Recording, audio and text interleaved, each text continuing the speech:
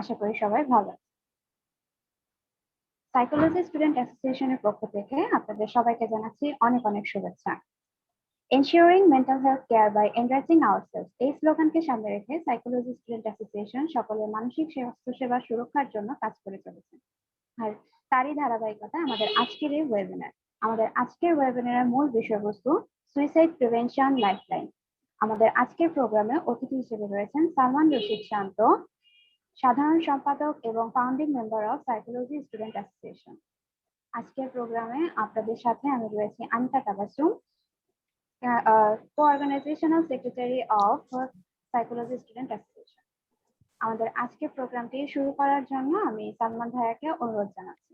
সালমান ভাইয়া। আসসালামু আলাইকুম সকলকে। ধন্যবাদ আনিকা তাবাসসুম আমাকে ইন্ট্রোডিউস করে দেওয়ার জন্য। এখানে যারা আছে মোটামুটি সবাই আমাকে চেনেন, নতুন করে পরিচয় দেওয়ার কিছু নেই। আমি এস.এম. সালমান রশিদ শান্ত, অত্র প্রতিষ্ঠানের ফাউন্ডিং মেম্বার এবং জেনারেল সেক্রেটারি হিসেবে কাজ করছি। আজকে আমরা যে বিষয়টা নিয়ে কথা বলবো সেটা হলো সুইসাইড প্রিভেনশন। তার আগে আমি একটু জেনে নিতে চাই যে সুইসাইড প্রিভেনশন বা সুইসাইড নিয়ে কারো যদি কোনো মতামত থাকে বা এই ওয়েবিনার থেকে আমরা কি আশা করতেছি, যে আমরা কি জানবো। কেউ যদি একটু পার্টিসিপেট করতেন আমার সাথে।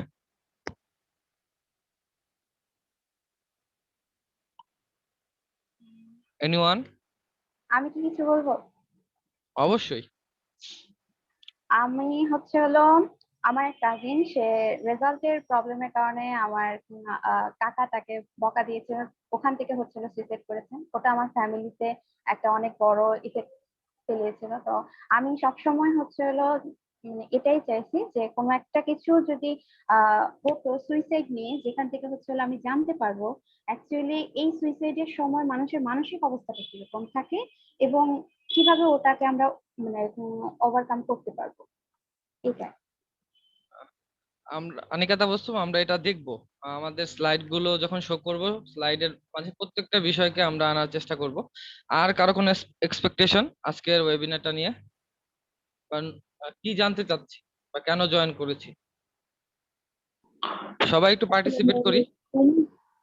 জি, আমি একটু বলতে চাচ্ছিলাম। ওয়ালাইকুম আসসালাম। জি, আমি অনুপম আঞ্জুম। ভাইয়া, আসলে সুইসাইড প্রিভেনশন বলতে মানে আমার যেটা এখান থেকে এক্সপেকটেশন, সেটা হচ্ছে যে আসলে দেখা যায় যে আমরা সাধারণত টিনেজার যারা আছে তারা সুইসাইডের দিকে বেশি মানে ঝুঁকে গেছে, বা তারা দেখা যায় যে সুইসাইডটা মানে কোনো একটা সমস্যা হলে সেটার পথ হিসেবে বেছে নেয় যে আমি এখন সুইসাইড করে ফেললে এটা সমাধান হয়ে যাবে, এ ধরনের। আসলে তাদের এই মানসিকতাটা কিভাবে চেঞ্জ করা যায় বা আমরা তাদেরকে কিভাবে হেল্প করতে পারি? ওকে অনুপম আঞ্জুম, অসাধারণ একটা প্রশ্ন, আমরাও এই বিষয়গুলো নিয়ে কথা বলবো। আর কারো কোনো প্রশ্ন বা কি এক্সপেক্ট করছি আজকের ওয়েবিনার থেকে?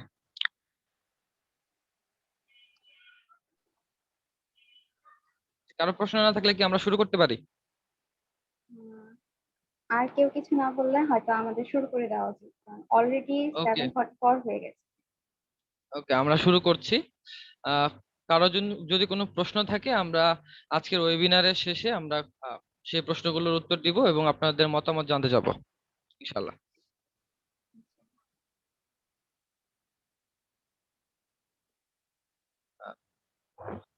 স্লাইড শো করছে? স্টার্ট শুরু হয়েছে, হ্যাঁ শো করেছে। ওকে, আজকের ওয়েবিনারে আপনাদের সকলকে স্বাগত জানাচ্ছি। আজকে আমরা যে বিষয়টা নিয়ে কথা বলবো, অলরেডি আমরা বিষয়টা সম্পর্কে, আমরা টপিক সম্পর্কে জানি যে কি বিষয় নিয়ে কথা হতে যাচ্ছে। Suicide prevention lifeline.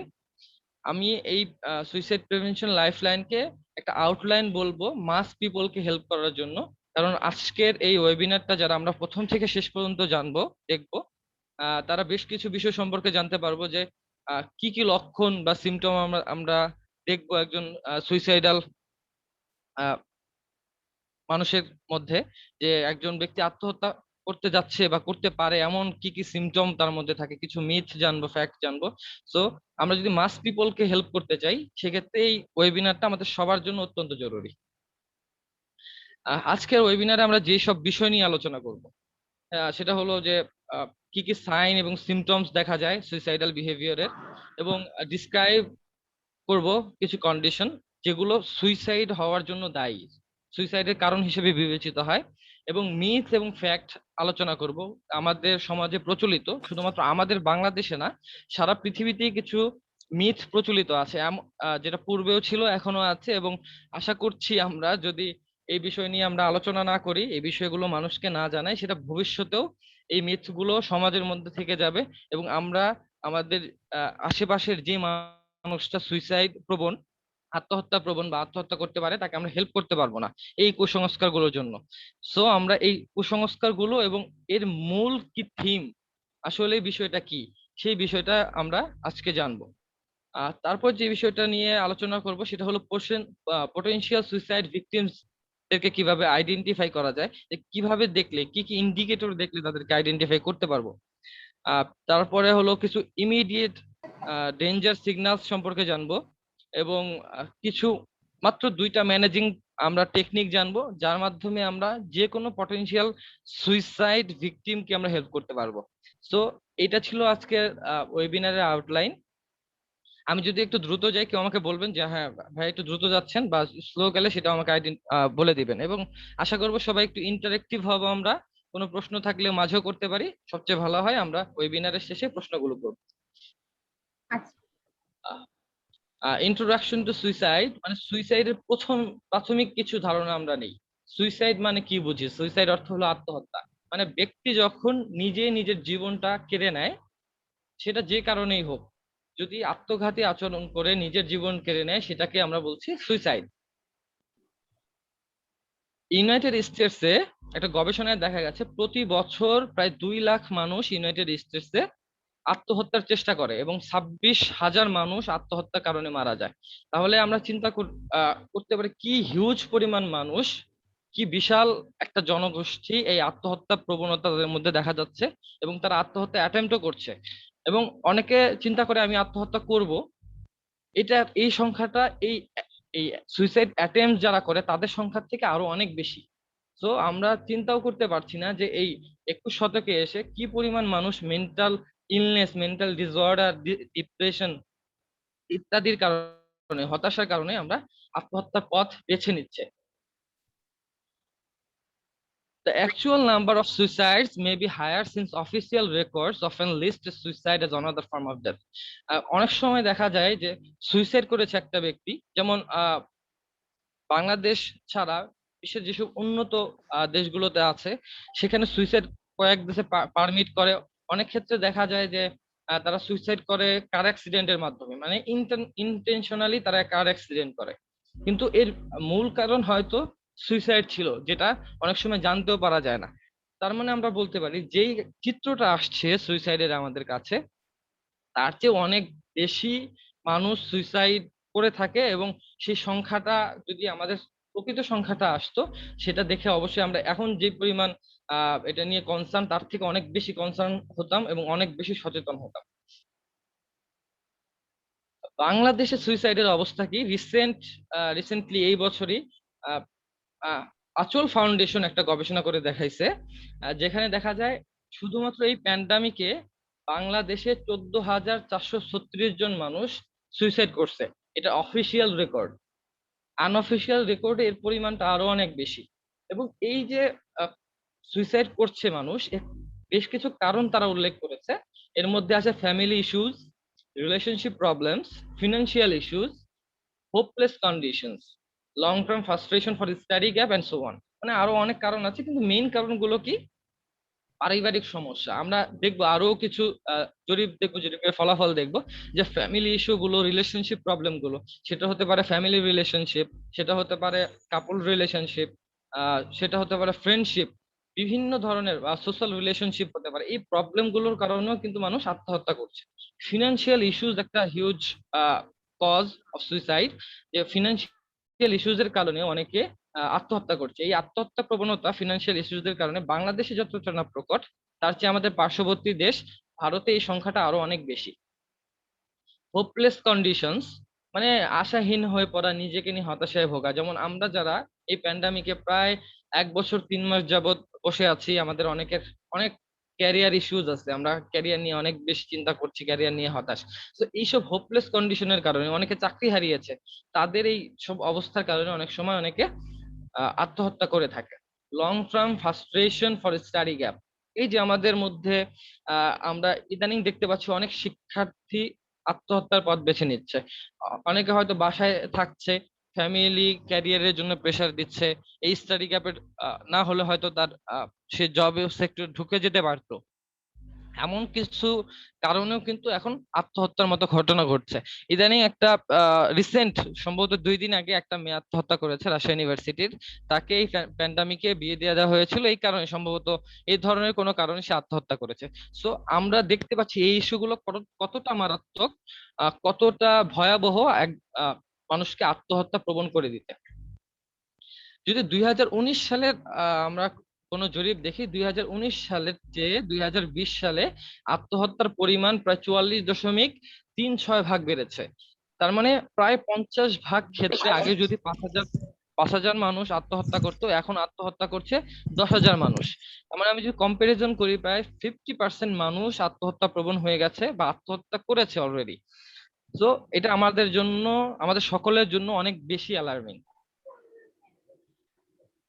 এই সারা বাংলাদেশে যে গবেষণাটা হয়েছে সেখানে আহ, যখন জেন্ডার ভেদে, লিঙ্গ ভেদে যখন এই গবেষণাটাকে আলাদা করা হয় যে পুরুষ নাকি মহিলা কারা বেশি সুইসাইড করেছে, তখন দেখা যায় পুরুষের চেয়ে মহিলাদের আত্মহত্যার প্রবণতা অনেক বেশি এবং তারা আত্মহত্যা বেশি করেছে। এবং প্রায় 57 ভাগ মহিলা এবং বা মেয়ে এবং 43% পুরুষ আত্মহত্যার মাধ্যমে নিজের জীবননাশ ঘটিয়েছে। এই সংখ্যাটা কিন্তু অনেক বেশি অ্যালার্মিং। এবং আমরা একটা মেসেজ পাচ্ছি এখানে যে ছেলেদের চেয়ে, পুরুষের চেয়ে মেয়েরা অনেক বেশি ভালনারেবল হচ্ছে। এবং এর বেশ কিছু কারণ থাকতে পারে, এই যে ফ্যামিলি ইস্যুজ হতে পারে, ডোমেস্টিক ভায়োলেন্স হইতে পারে। এই বিশেষ কিছু কারণেই কিন্তু তাদের মধ্যে আত্মহত্যার প্রবণতা দেখা দিচ্ছে। আচ্ছা, সবাই একটু মিউট করে নিই আমরা, কাইন্ডলি।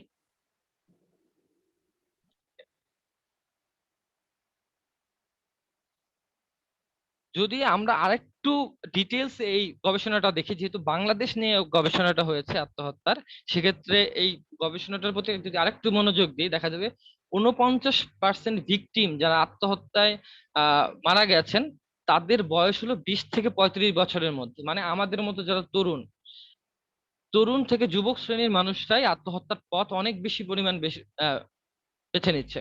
এবং 35 ভাগ মানুষ যাদের বয়স 5 থেকে 19 বছর, তারা আত্মহত্যার পথ বেছে নিচ্ছে। তার মানে আমরা বলতে পারি আত্মহত্যার অধিকাংশই ঘটছে হলো 5 থেকে 35 বছর বয়সে মানুষের মধ্যে। তার মানে আমরা যদি এখন থেকে এই টিনেজারদের মধ্যে, আমাদের যারা অ্যাডাল্ট আছেন তাদের মধ্যে এখন যদি অ্যাওয়ারনেস তৈরি করতে না পারি, তাহলে এই আত্মহত্যার পরিমাণ কোনোভাবেই কমানো সম্ভব না।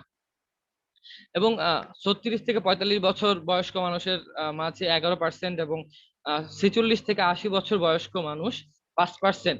এই একটা গবেষণা দেখা গেছে যে এই এই বয়স ভিত্তিক হারে এই ধরনের আত্মহত্যার প্রবণতা মানুষের মধ্যে দেখা যায়। মানে এই এজ ক্যাটাগরিতে এত পার্সেন্ট মানুষ আত্মহত্যা করেছে। 35% of men and women have committed suicide due to various family problems. আমি আগে বলেছিলাম যে ফ্যামিলি ইস্যুস গুলো অনেক ইম্পর্টেন্ট, এই রোল প্লে করে সুইসাইডের ক্ষেত্রে। সেক্ষেত্রে দেখা যাচ্ছে যে 35 ভাগ পুরুষ এবং মহিলা যারা আত্মহত্যা করেছে, তারা ফ্যামিলি প্রবলেমের কারণেই আত্মহত্যা করেছে। এছাড়া 24 ভাগ মানুষ যারা আত্মহত্যা করেছে, তাদের মধ্যে স্ট্রেস এবং রিলেশনশিপ প্রবলেম অনেক বেশি দেখা গিয়েছিল। এবং 32 ভাগ মানুষের আত্মহত্যার কারণই জানা যায়নি এখন। এবং 1 ভাগ মানুষ এডুকেশন বা শিক্ষার জন্য, যেমন স্টাডি গ্যাপ অথবা অন্য কোনো কারণে, পড়াশোনা সংক্রান্ত কারণে, এডুকেশনাল কারণে এবং ফিনান্সিয়াল কারণে 4% মানুষ আত্মহত্যা করেছে। এই ছিল গত 1 বছরে বাংলাদেশে আত্মহত্যার চিত্র। এখন এখন থেকে যদি আমরা এই বিষয়ে কনসার্ন না হই, দেখা যাবে যে আত্মহত্যার পরিমাণ আগামী 1 বছর হয়তো এর চেয়ে অনেক বেশি বেড়ে গেছে। সুইসাইডাল বিহেভিয়ার, আমরা সুইসাইডাল বিহেভিয়ারের কিছু টাইপ করতে পারি। যাতে আমরা দেখে বুঝবো যে একজন মানুষ সুইসাইডাল কিনা। যেমন এর মধ্যে চারটা টার্ম আমরা দেখতে পারি। একটা হলো suicide threats, suicide attempts, suicide gestures and died by suicide. মানে শেষের সুইসাইড বিহেভিয়ার, মানে যে মারা গেছে তাকে নিয়ে তো আর কিছু করার নাই। এই তিনটা স্টেপ পার করেই ম্যাক্সিমাম সুইসাইডাল পেশেন্ট, আমরা পেশেন্ট বলবো তাদের, বা ক্লায়েন্ট বলবো, বা হিউম্যান বিইং বলবো, যে সুইসাইড করতে চায়, তারা এই তিনটা বিহেভিয়ার দেখিয়ে ম্যাক্সিমাম টাইমে সুইসাইড অ্যাটেম্প করে থাকে। Suicide threats. The suicide threat usually takes place before an actual suicide attempt. কেউ যখন সুইসাইড করে বা করতে চায় তার আগেই সে কিছু সুইসাইডাল থ্রেটস দেয় বা কিছু কথা বলে, মানুষকে কিছু হিন্টস দেয় বা ক্লু দেয় যে আমি সুইসাইড করতে চাই বা সুইসাইড করতে যাচ্ছি। যেমন উদাহরণস্বরূপ আমরা বলতে পারি যে একজন ব্যক্তি বলছে যে আমি এই পরিস্থিতি আর নিতে পারছি না, অথবা তোমার কোনো কাছের বন্ধুই বা আপনার কোনো কাছের বন্ধুই আপনাকে বলছে যে আমি যদি মারা যাই বা আমি যদি চলে যাই তখন তুমি কি আমাকে মনে রাখবে। অথবা এটা বলতে পারে কোনো কাছের আত্মীয় স্বজন বা ফ্যামিলির অন্য কোনো মেম্বারকে যে তুমি আমার পরিবারটাকে দেখো। এই যে কথাগুলো, এই কথাগুলো কিন্তু মানুষ সচরাচর বলে না, বা হাসি খুশি বা মেন্টালি স্টেবল অবস্থায় খুব কম মানুষ ঠাট্টার ছলে হাসির ছলে এগুলো বলে। যখন কেউ আপনাদের কাছের কেউ এই কথাগুলো বলছে তখন আপনাদের এটাকে একটা সুইসাইড থ্রেট হিসেবে নিতে হবে এবং আপনাদের উচিত হবে তার কথাগুলো শোনা। The suicide threat is an indication that person can't make up his mind but is thinking of suicide. আমরা অনেক সময় মনে করি যে এইসব কথা শুধুমাত্র অ্যাটেনশন সিকিং এর জন্য সে বলছে, কিন্তু আসলে এটা একটা সুইসাইড ইন্ডিকেশন হতে পারে, সুইসাইড থ্রেট হতে পারে। এবং যখন মানুষ এইসব কথা বলে তখন সে সুইসাইড সম্পর্কে চিন্তা করছে যে আসলে হয়তো এই প্রবলেমেটিক বা প্রবলেম সলভিং যদি সে না, প্রবলেম গুলো সলভ যদি না করতে পারে সে হয়তো সুইসাইড করবে, কিন্তু সে এখনো নিশ্চিত নয় যে সে সুইসাইড করবে কি করবে না। সো আমরা যদি এই পরিস্থিতিতে কাউকে দেখি তখন আমরা ইজিলি বা তার সাথে কথা বলে তার কথাগুলো জেনে তাকে হেল্প করতে পারি। সুইসাইড অ্যাটেম্পটস, সুইসাইড থ্রেটের পরবর্তী ধাপই হলো suicide attempts. Suicide attempts include any actions taken by the individual toward himself that will lead to death if not interrupted. মানে সুইসাইড অ্যাটেম্পট হলে দুইটা ঘটনা ঘটতে পারে। এক হলো সে ফেলিয়ার হতে পারে এবং সাকসেসফুল হতে পারে, এবং আমরা সবসময় চাই শুধুমাত্র সুইসাইডের ক্ষেত্রে ব্যক্তিটা ফেলিয়ার হোক, কারণ সুইসাইড ক্ষেত্রে ফেলিয়ার হলে মানুষটা বেঁচে যাচ্ছে। যদি সে সুইসাইড সুইসাইডের অ্যাটেম্পটে সাকসেসফুল হয়ে যায় সেক্ষেত্রে কি তাকে আমরা আমাদের মাঝ থেকে হারিয়ে ফেলবো। সো সুইসাইড অ্যাটেম্পট হলো সেই সব অ্যাকশন যখন মানুষ আত্মহত্যার চেষ্টা চালায় এবং সেখান থেকে বিফল হয়ে যায়। সুইসাইড জেস্টার, একজন সুইসাইডাল ব্যক্তিকে দেখেই আমরা বুঝবো যে, দেখে আমরা বুঝতে পারি কিছু কিছু বিষয় আছে যে আমরা তাদের দেখে বুঝবো যে সে সুইসাইড করবে কি করবে না। যেমন a suicide gesture is really a cry for help.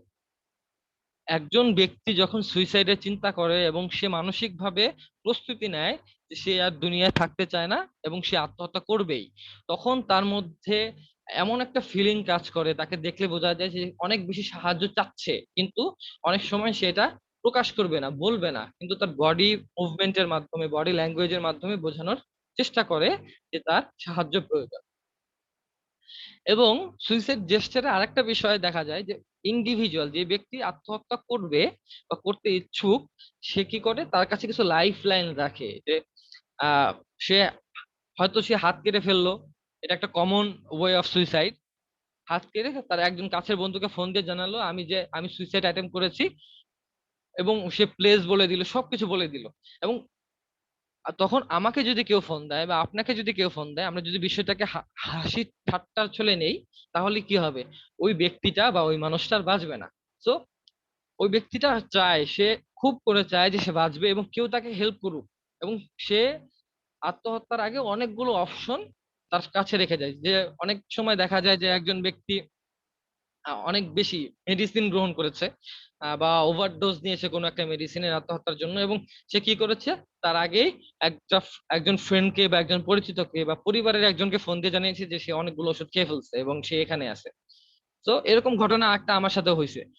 তো এই ধরনের আচরণ ব্যক্তির মধ্যে দেখা যাবে। এবং the methods most frequently used in suicide gesture are superficial cutting of wrist, মানে হাতের কবজি কেটে ফেলে, হাতের কবজি কেটে ফেলে আত্মহত্যার চেষ্টা করে, এবং সিঙ্গেল ড্রাগ ওভারডোজ, মানে এক ধরনের ওষুধ, যেমন ঘুমের ওষুধ, অনেকে ঘুমের ওষুধ খেয়ে আত্মহত্যার চেষ্টা করে। পরের স্লাইডে চলে যাই। অ্যাকশন, বিহেভিয়ার এবং সাইন দেখা যাবে পটেনশিয়াল সুইসাইড যারা করবে তাদের মধ্যে, এবং কিছু বিহেভিয়ার সাইন দেখা যাবে ব্যক্তির মধ্যে, যেমন পার্সনস অ্যাকশন আর বিহেভিয়ার মে সাডেনলি চেঞ্জ গ্রেটলি। যেমন আপনি আপনার বন্ধুকে জানেন যে খুব হাসি খুশি থাকে, সবসময় অনেক বেশি চঞ্চলতা দেখায়, কিন্তু হঠাৎ করে সে চুপচাপ হয়ে গেছে, সে কারোর সাথে কথা বলছে না, সে সোশ্যাল আইসোলেশনে চলে গেছে, কোনো বন্ধুর সাথে আড্ডা দিচ্ছে না, মানে তার যে স্বাভাবিক আচরণ অনেক বেশি বিপরীত আচরণ তার মধ্যে দেখা যাচ্ছে। তখন আপনার বুঝতে হবে, যদি তার মধ্যে অন্য কোনো ইস্যু আপনি লক্ষ্য করেন, তার মধ্যে এই বিহেভিয়ার সাইন গুলো দেখার মাধ্যমে আপনি বুঝতে পারবেন যে তার মধ্যে সুইসাইড করার একটা প্রবণতা থাকতেও পারে। কিন্তু এই একটা সাইন দেখে আমরা বলবো না যে সে সুইসাইড করতে পারে। তখন আমরা তার কথাগুলো জানতে চাইতে পারি। এবং অনেক সময় দেখা যায় যে একজন খুব মিতব্যয়ী মানুষ অনেক বেশি খরচ করা শুরু করেছে, এবং অনেক ক্ষেত্রে দেখা যায় যে তার যে পরিমাণ সে আয় করে তার থেকে অনেক বেশি ব্যয় করছে, এবং তার দুইয়ের মাঝে কোনো সামঞ্জস্য লক্ষ্য করা যাচ্ছে না। এই ধরনের বিহেভিয়ার সাইন আমরা একজন পোটেনশিয়াল সুইসাইডাল পেশেন্টের মধ্যে দেখতে পারি। ক্রাইসিস ক্রাইসিস কখন হয়? সালমান এটা ভাইয়া, বিহেভিয়ার।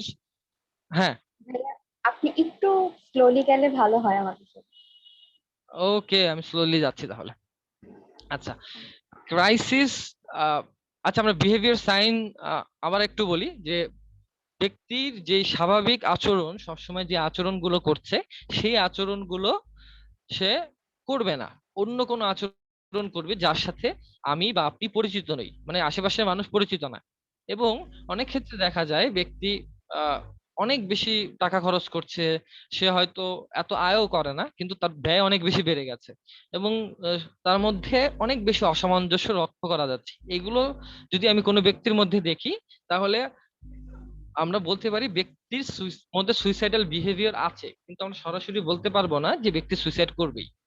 এবং এর মাঝে যদি এই বিহেভিয়ার গুলো অনেকদিন যাবত থাকে, তখন কিছু ক্রাইসিস সিমটম দেখা যায়। যেমন একটা পর্যায়ে ব্যক্তি তার problem solving capability, decision making capability একদম হারিয়ে ফেলে, এবং তখন ব্যক্তির কাছে কোনো ধরনের মেথড, কোনো কিছুই সহজে ব্যক্তি নিজে থেকে এই মেথড গুলো ইউজ করে তার পূর্বের অবস্থায় ফিরে আসতে পারে না। হতে পারে সেটা মেডিটেশন, হতে পারে কারো পরামর্শ, কোনো কিছুই তখন কাজ করে না যখন ব্যক্তি ক্রাইসিস পর্যায়ে চলে যায়, যে খুব বেশি খারাপ অবস্থা হয়ে যায় ব্যক্তির।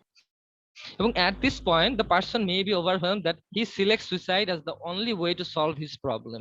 এবং এই ক্ষেত্রে ওই ব্যক্তিটা যে আত্মহত্যা করতে চাচ্ছে, সে মনে করে যে আমার এই প্রবলেম সলভ করার একটা মাত্র পদ্ধতি, সেটা হলো সুইসাইড। আমি সুইসাইড যদি করি আমার সব ধরনের প্রবলেম সলভ হয়ে যাবে। এবং যখন কোনো ব্যক্তি সুইসাইডাল অ্যাটেম্প করে এবং বেঁচে ফিরে, তাকে যদি জিজ্ঞেস করা হয় যে আপনি কেন সুইসাইড অ্যাটেম্প করেছিলেন, তখন ব্যক্তি এই কথাটাই বলে যে আমার কাছে মনে হয়েছিল যে সুইসাইডই একমাত্র রাস্তা, যেটা করলে আমার জীবনে আর কোনো প্রবলেম থাকবে না বা এই প্রবলেম গুলো সলভ হয়ে যাবে। Causes leading to potential suicide. আমরা জানি যে সুইসাইড করার জন্য তো অবশ্যই কিছু মোটো লাগবে, কিছু উদ্দেশ্য লাগবে, কিছু কারণ লাগবে যে কেন একজন ব্যক্তি সুইসাইড করবে। যেমন আপনার অনেক ভালো রেজাল্ট করছেন, আপনি খুশিতে আত্মহত্যা করলেন, বিষয়টা কিন্তু এমন না।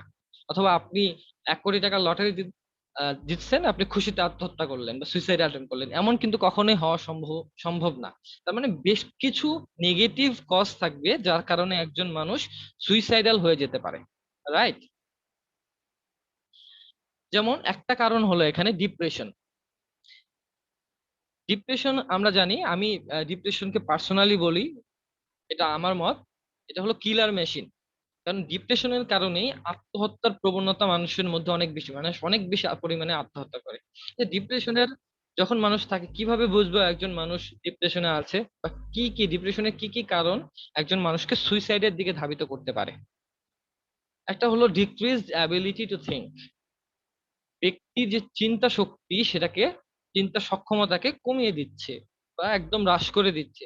ব্যক্তি নতুন কিছু বা পজিটিভ কিছু চিন্তা করতে পারছে না। সেকেন্ড হলো ডিমিনিশড ফিজিক্যাল অ্যাবিলিটি। একটা ডিপ্রেশনের অনেকগুলো কারণের একটার মধ্যে আছে ইনসোমনিয়া। তারপর খাওয়া দাওয়ার অনিয়ম অনিয়ম করবে, ঘুমাবে না, পার্সোনাল হাইজিন তার নষ্ট হবে। এইসব কারণে তার ফিজিক্যাল অ্যাবিলিটি গুলো নষ্ট হয়ে যায় বা হারিয়ে যায়। গিল্ট মানে অপরাধ বোধ কাজ করবে ব্যক্তির ভিতরে কোনো একটা কারণে, হয়তো তার লাভ ফেইলিওর কারণে হতে পারে, ফ্যামিলি ইস্যুজ এর কারণে হতে পারে। আমরা অনেকগুলো নিউজে দেখি যে রেজাল্ট খারাপ করার কারণে শিক্ষার্থী আত্মহত্যা করেছে, এবং তাদের বয়স কত হবে, তারা টিনেজার, ক্লাস 8-এ 9-এ এমন স্টুডেন্টও আত্মহত্যা করছে। কেন? যখন সে তার রেজাল্ট, হয়তো সে একটা পরীক্ষায় ফেল করেছে এবং বাসায় এসে বলেছে এবং বাসায় খুব বকাঝকা করেছে, সে এটাকে নিতে পারে নাই, সে নিজের অপরাধ বোধ থেকে আত্মহত্যার পথ বেছে নিয়েছে। সেলফ কন্ডেমনেশন মানে নিজেকে শাস্তি দেওয়ার জন্য অনেক সময় মানুষ সুইসাইডের পথ বেছে নেয়। হোপলেসনেস, আমরা পূর্বেও একটু আলোচনা করেছি যে ক্যারিয়ারের কারণে একজন মানুষ হতাশা হতে পারে, ব্যবসায় অনেক সময় যদি লস হয় বা ব্যবসায় সফল না হতে পারে, ক্যারিয়ারে সফল না হতে পারে, তো ফ্যামিলি রিলেশনশিপে বা পারিবারিক জীবনে কেউ যদি অসফল হয়, হতাশায় ভোগে, সেক্ষেত্রেও এইটা মানুষকে ডিপ্রেশন এবং আলটিমেটলি সুইসাইডের দিকে ধাবিত করতে পারে। তারপরে হলো ডিসঅর্ডারস অফ ইটিং। খাবারের অসুবিধার কারণে অনেক সময় অনেক বেশি দেখা যায় একজন অনেক স্কিনি, অনেক মোটা, এবং অনেক অনেক চিকন, আবার একজন দেখে অনেক মোটা। একজনের খাবার দাবারের অনেক বেশি বেশ কিছু ডিসঅর্ডার আছে, হাইপোকন্ড্রিয়াসিসের মতো প্রবলেম থাকতে পারে। এই ধরনের অনেক প্রবলেম থাকে, ডিসঅর্ডারস অফ ইটিং থাকে। এই কারণে একজন মানুষ সুইসাইডের দিকে বা ডিপ্রেশনে চলে যেতে পারে। স্লিপিং ডিসঅর্ডার, হয়তো দেখা যাচ্ছে একজন মানুষ কখনোই ঘুমাচ্ছে না, হয়তো সে মনে করছে ডিভাইস প্রবলেম, ফোন ইউজ করতেছে এই জন্য ঘুমাতে পারছে না, ফোন রেখে দিচ্ছে তাও ঘুমাতে পারছে না। আহ হতে পারে অন্য কোনো কারণে ঘুমাতে পারছে না। কিন্তু ইনসোমনিয়া নামে একটা অনিদ্রা রোগ আছে, যার কারণে ব্যক্তির ঘুমে অনেক বেশি সমস্যা হয়, মানে সে ঘুমাতে পারছে না। এটা ডিপ্রেশনের একটা সিমটম। আবার অনেক সময় দেখা যায় যে ব্যক্তি সারাদিন ঘুমাচ্ছে, 24 ঘন্টা ঘুমাচ্ছে, মানে ঘুম ছাড়া অন্য কিছু চোখে দেখতেছে না। এইসব কারণেও কি হয়, ব্যক্তির মধ্যে ডিপ্রেশনের তৈরি হয় এবং আলটিমেটলি ব্যক্তি সুইসাইডের দিকে ধাবিত হতে পারে। এই ছিল ডিপ্রেশনের বিভিন্ন ওয়ে, যেগুলো ডিপ্রেশনের বিভিন্ন সাইড, যেগুলো একজন মানুষকে সুইসাইডের দিকে নিয়ে যেতে পারে। আর একটা ইম্পর্টেন্ট ইস্যু যেটা সুইসাইডের জন্য অনেকাংশে দায়ী, সেটা হলো পার্সোনাল লস। যেমন একটা ক্লোজ পার্সোনাল রিলেশনশিপ যখন ব্রেকআপ হয়ে যায়, যেমন ডিভোর্স হতে পারে, যেমন রিলেশনশিপ ব্রেকআপ হতে পারে, তো এই ধরনের যে কোনো ইস্যুস থাকতে পারে, সেগুলোর কারণে বা একজন মারা যেতে পারে, বাবা মা মারা যেতে পারে, স্ত্রী মারা যেতে পারে, কোনো কারো সন্তান মারা যেতে পারে, বা কাছের বন্ধু মারা যেতে পারে। এই ধরনের বিভিন্ন কারণে, পার্সোনাল লস গুলোর কারণে একজন ব্যক্তি ডিপ্রেসড হয়ে যেতে পারে এবং এই হতাশ হয়ে যেতে পারে, এবং এটা বেশ কিছুদিন থাকার পর এবং আলটিমেটলি একটা পর্যায়ে যখন মানুষ কোনো ধরনের মেন্টাল সাপোর্ট পায় না, তখন সে মনে করে যে এই পৃথিবীতে আমার বেঁচে থাকার কোনো মানে নাই। এই ধরনের সমস্যা থেকে আমি বাঁচতে চাইলে, মানে সমস্যা ভোগ করতে না চাইলে আমাকে সুইসাইড করাই ভালো হবে, আমি সুইসাইড করলেই ভালো থাকবো। They think this is the ultimate solution of life. So এই পার্সোনাল রিলেশনশিপের যদি এন্ডিং হয়ে যায়, শেষ হয়ে যায়, বা ব্রেকআপ হয়ে যায়, রিলেশনশিপ যদি প্রবলেম থাকে, ডিফিকাল্টি থাকে, দাম্পত্য কলহ থাকে, এই কারণে একজন মানুষ সুইসাইডের দিকে ধাবিত হতে পারে। যেমন বললাম, একজন প্রিয় কোনো মানুষ মারা গেলে, স্ত্রী হতে পারে, স্বামী স্ত্রী যে কেউ হতে পারে, সন্তান হতে পারে, বাবা মা, ব্রাদার সিস্টার হতে পারে, অথবা অনেক সময় পোষা প্রাণীর মৃত্যুর কারণেও একজন ব্যক্তি আত্মহত্যার দিকে ধাবিত হতে পারে।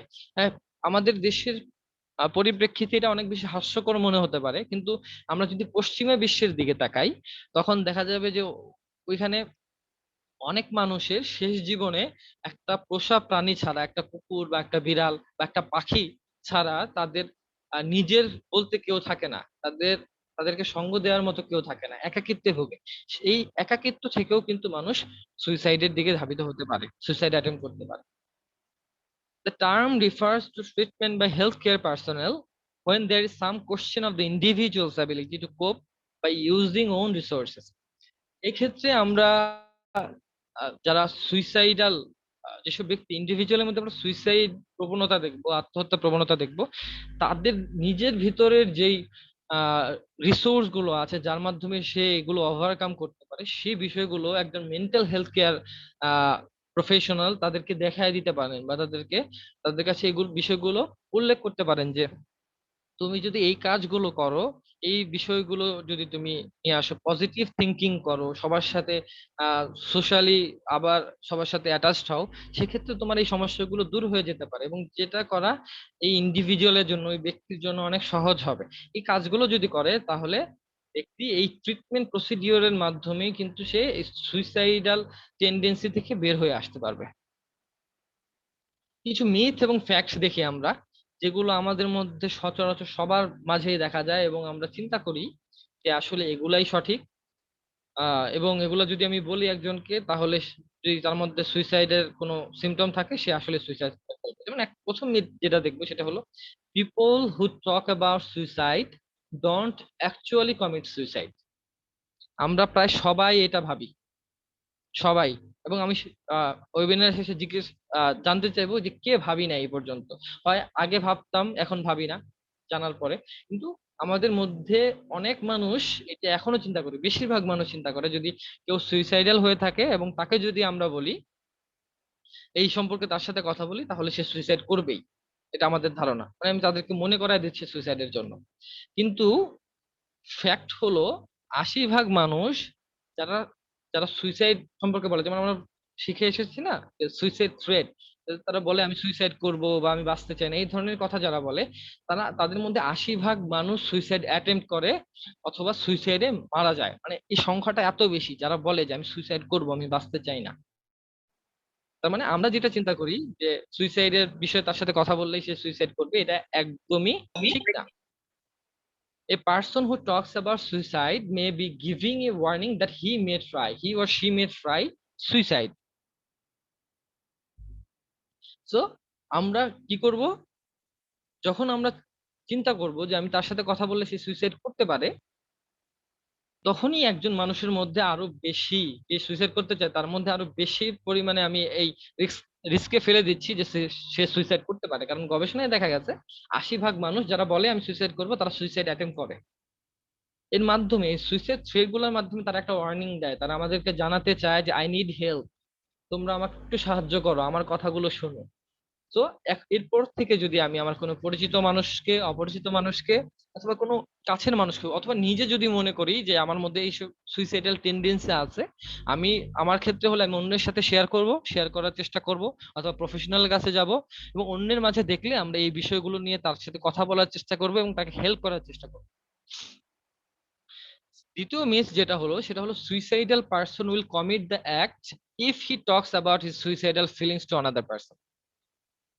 এই ধরনের চিন্তা আমি ব্যক্তিগতভাবে আমি জানি আমি করছি, এবং আপনারাও, আমি আমি এখানে আশা করবো ম্যাক্সিমাম এই চিন্তা করছে যে আমি যদি এই তারা যে কোন বিষয় নিয়ে সে আত্মহত্যা করতে চায়, মানে একজন ব্যক্তি ক্যারিয়ার নিয়ে অনেক বেশি ফ্রাস্ট্রেটেড, সে আত্মহত্যার প্রবণতার মধ্যে আছে এবং সে এই বিষয় নিয়ে কথা বলতেছে বারবার যে আমি আত্মহত্যা করবো, আমি বাঁচতে চাই না। আমি চিন্তা করলাম কি, আমি যদি তার ফিলিংটা আরো বেশি একটু ইমোশনাল করে দেয় এই বিষয়ে কথা বলে, সে কিন্তু আত্মহত্যা করতেই পারে। সো আমি এই বিষয়ে তার সাথে আর কোনো কথা বলবো না, আমি তাকে সেফ রাখলাম। এই যে আমাদের মধ্যে কুসংস্কার, এটা তাকে আরো বেশি মৃত্যুর দিকে ঠেলে দিচ্ছে, আই মিন। তো ফ্যাক্টটা হলো, যদি আমি তার সুইসাইডাল ফিলিংস নিয়ে কথা বলি, তার প্রবলেম কোথায় সেই বিষয়টা জানার চিন্তা করি, তখন সে অনেক বেশি রিলিভড হয়। সে চিন্তা করে একজন হলেও আছে যে আমার কথাগুলো শুনতে চাইছে, যে আমাকে বুঝতে চাইছে, এবং সে বুঝতে পারছে যে আমার মধ্যে আমি কি ফিল করতেছি এখনো। সো সে এই বিষয়টা থেকে অনেক বেশি উপকৃত হবে। আমরা মনে করি যতটা ক্ষতি হবে, তার চেয়ে অনেক বেশি উপকৃত হবে। এবং he will not commit suicide if you asked about this feeling. যে সুইসাইডাল ফিলিং সম্পর্কে আমরা তাদেরকে জিজ্ঞাসা করি, শুধুমাত্র আমার বা আপনার জিজ্ঞাসা করার কারণেই সে আত্মহত্যা করবে না। সে যদি তার মাইন্ড মেকআপ করে নেয় যে হ্যাঁ আমি আত্মহত্যা করবোই, এমন ক্ষেত্রেও সে আপনার কথাটা শুনে সেখান থেকে ফিরে আসতে পারে। কিন্তু আপনার কথা শুনে এই আপনি তার ফিলিংস জানতে চাচ্ছেন, অবস্থা জানতে চাচ্ছেন, এটা শুনে সে আত্মহত্যা করবে না। এটা আমরা আপনাকে ইনশিওর করতে চাই। সো আমরা এই ধরনের মিথ, এই ধরনের কুসংস্কার নিজেদের মধ্যে রাখবো না। আরো কিছু মিথ দেখি। Well, suicidal people want to die, and there is nothing anyone can do about their death wish. মানে আমরা আমাদের মধ্যে অনেকেই চিন্তা করে, আমি বিশ্বাস করি আপনারা চিন্তা করেন না, কিন্তু অনেকেই চিন্তা করে যে যারা সুইসাইড করতে চায় তারা মরতেই চায়। আমরা জন্য বলি না যে সুইসাইড করতে গেছে সে মরতেই গেছে, এই ধরনের কথাবার্তা বলি আমরা, আরো কটুভাবে বলি। কিন্তু বিষয়টা একটা মিথ। একজন মানুষ ইচ্ছা করে মরতে যায় না, সে অনেক বেশি ডিপ্রেস থেকে, অনেক বেশি ফ্রাস্ট্রেশন থেকে, হতাশা থেকে আত্মহত্যা করতে যায়, পার্সোনাল লসের থেকে, একাকিত্ব থেকে আত্মহত্যা করতে যায়। সো এরপর থেকে যদি আমরা এই ধরনের পরিস্থিতির সম্মুখীন হই যে কেউ বলছে যে আত্মহত্যা করতে চায়, সে আত্মহত্যা করবেই, তুমি আমি বললেও কোনো লাভ নেই, আসলে বিষয়টা তাকে বুঝায় বলতে হবে যে এটা একটা ভুল ধারণা। আমরা তাকে কি করব? হেল্প করব, কারণ most suicidal people are undecided about whether to live or die. তারা বাঁচতে চায় নাকি মারা যেতে চায়, সেই বিষয়টা নিয়েই তারা একটা ডিলেমায় থাকে।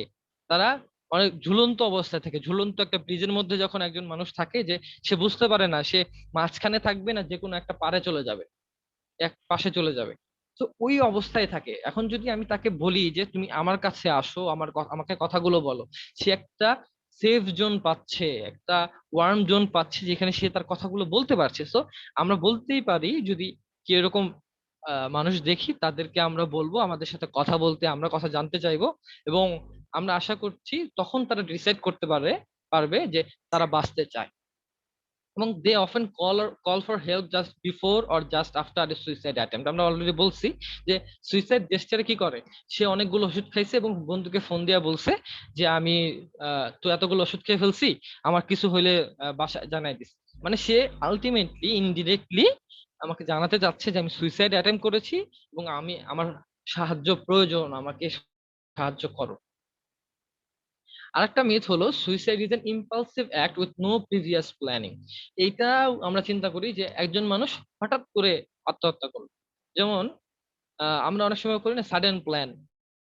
আমি কি করব, আমরা চিন্তা করি যে আমরা যদি আগে থেকে প্ল্যানিং করে রাখি আমরা ঘুরতে যেতে পারবো না, আমরা সিলেটে ট্যুর দিব, সিলেট ট্যুর দেওয়ার জন্য আমাদের আগে প্ল্যান করতে হবে না, আমরা সাডেন প্ল্যান করবো, সাডেন চলে যাব। কিন্তু সুইসাইডের ক্ষেত্রে সাডেন প্ল্যানিং হয় না। সুইসাইডের ক্ষেত্রে বেশ কিছু ধাপ আমি বলে আসছি। সুইসাইডাল থ্রেট আছে, সুইসাইডাল অ্যাটেম্প, সুইসাইডাল জেস্টার, এই বিষয়গুলো পার করে আসে ব্যক্তি সুইসাইড নিয়ে অনেক চিন্তা করে, অনেক বেশি পরিমাণ চিন্তা করে যে আমি সুইসাইড করব কিনা, করলে কি হবে, আমার লাভ হবে, আমি কি এই সুইসাইড করলে এই সমস্যা থেকে বের হয়ে যেতে পারবো, সব চিন্তা করে যখন দেখে যখন সে আহ নিজে নিশ্চিত হয়, নিজের কাছে মনে করে যে আমি যদি সুইসাইড করি তাহলে সব প্রবলেম সলভ, তখনই ব্যক্তি সুইসাইড অ্যাটেম্প করে। এবং সুইসাইড অ্যাটেম্প করার পরেও সে হেল্প চায় যে কেউ আসুক তাকে হেল্প করুক। সো এইটা যে আমরা চিন্তা করি যে কোনো প্রিভিয়াস প্ল্যানিং থাকে না, সিমটম থাকে না, একটা কুসংস্কার, একটা ভুল ধারণা।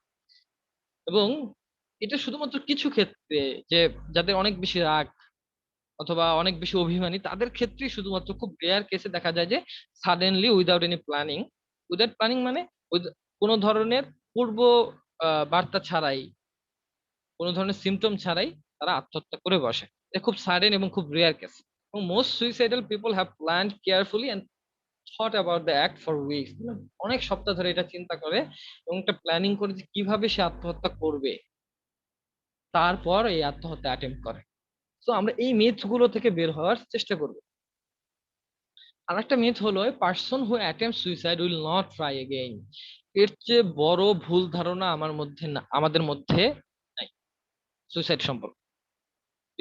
এই ওয়েবিনারটা করার আগেও বা এই সম্পর্কে জানার আগেও আমি চিন্তা করতাম যে একবার আত্মহত্যা করার চেষ্টা করছে সে কখনোই আর আত্মহত্যা করবে না। কিন্তু এটা একটা মিথ, একটা কুসংস্কার, সে আবারও আত্মহত্যা করতে পারে। এবং অধিকাংশ মানুষ যারা আত্মহত্যা করে তারা আত্মহত্যা করার আগে বেশ কয়েকবার সুইসাইড অ্যাটেম্প করে, আত্মহত্যার চেষ্টা করে, এবং আলটিমেটলি একটা পর্যায়ে এসে তারা আত্মহত্যা করে ফেলে যদি তারা মেন্টাল সাপোর্টটা না পায় এবং ওই পরিস্থিতিতে চলে যায়। সো আমরা এখন চিন্তা করব না যে একজন ব্যক্তি একবার আত্মহত্যা করছে তার তো শিক্ষা হয়ে গেছে, সে কখনোই আর আত্মহত্যা করবে না। এই ধারণাটা আসলে ভুল।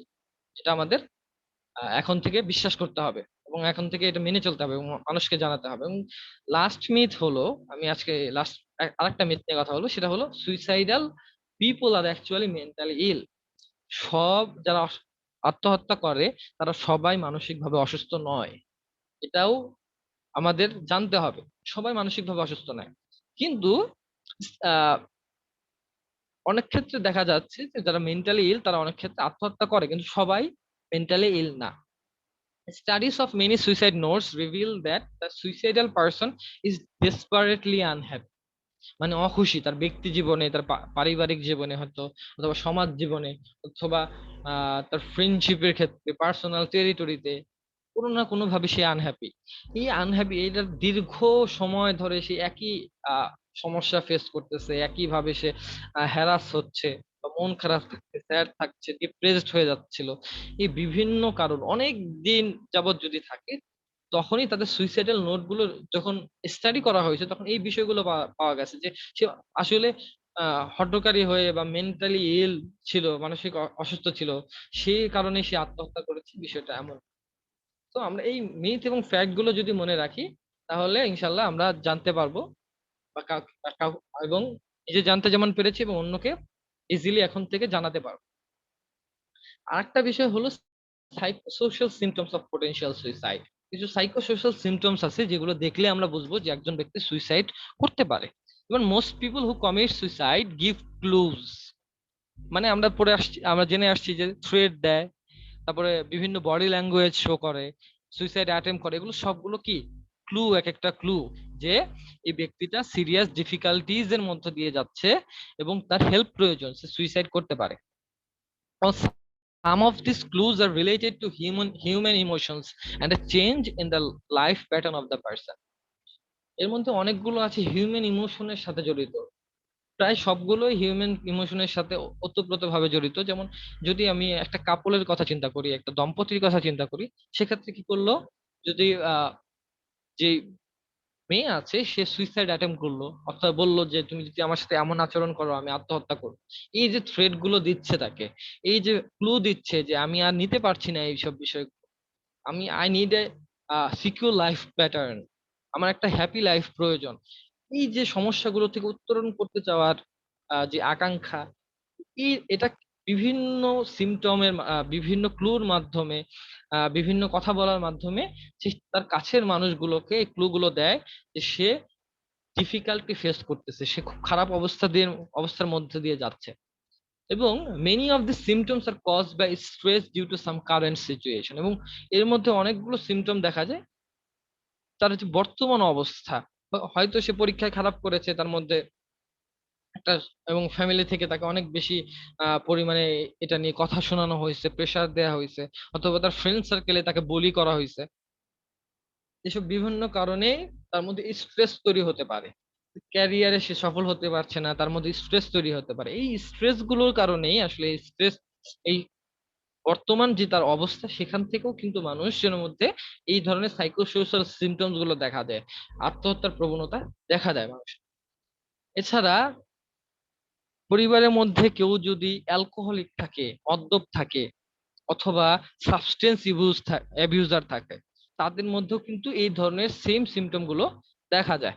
আমরা রিসেন্টলি একটা ঘটনা জানি এলএসডির, যে হাফিজুর রহমান নামে ঢাকা বিশ্ববিদ্যালয়ের এক শিক্ষার্থী, পুলিশের ভাষ্যমতে তারা কি করেছে, নিজের গলায় আহ দা দিয়ে, সামনে সম্ভবত ডাব বিক্রেতার দা ছিল, সেটা নিজের গলায় নিজে আঘাত করে আত্মহত্যা করেছে। এটা আমরা আত্মহত্যা বলবো না, আঘাত করেছে, আঘাত করে মৃত্যুবরণ করেছে।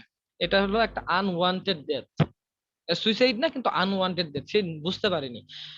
যারা অ্যালকোহলিক অথবা ড্রাগ অ্যাডিক্টেড, তাদের মধ্যেও কিন্তু এই ধরনের সুইসাইডাল টেন্ডেন্সি দেখা যায়, কারণ তারা হিতাহিত জ্ঞান শূন্য থাকে।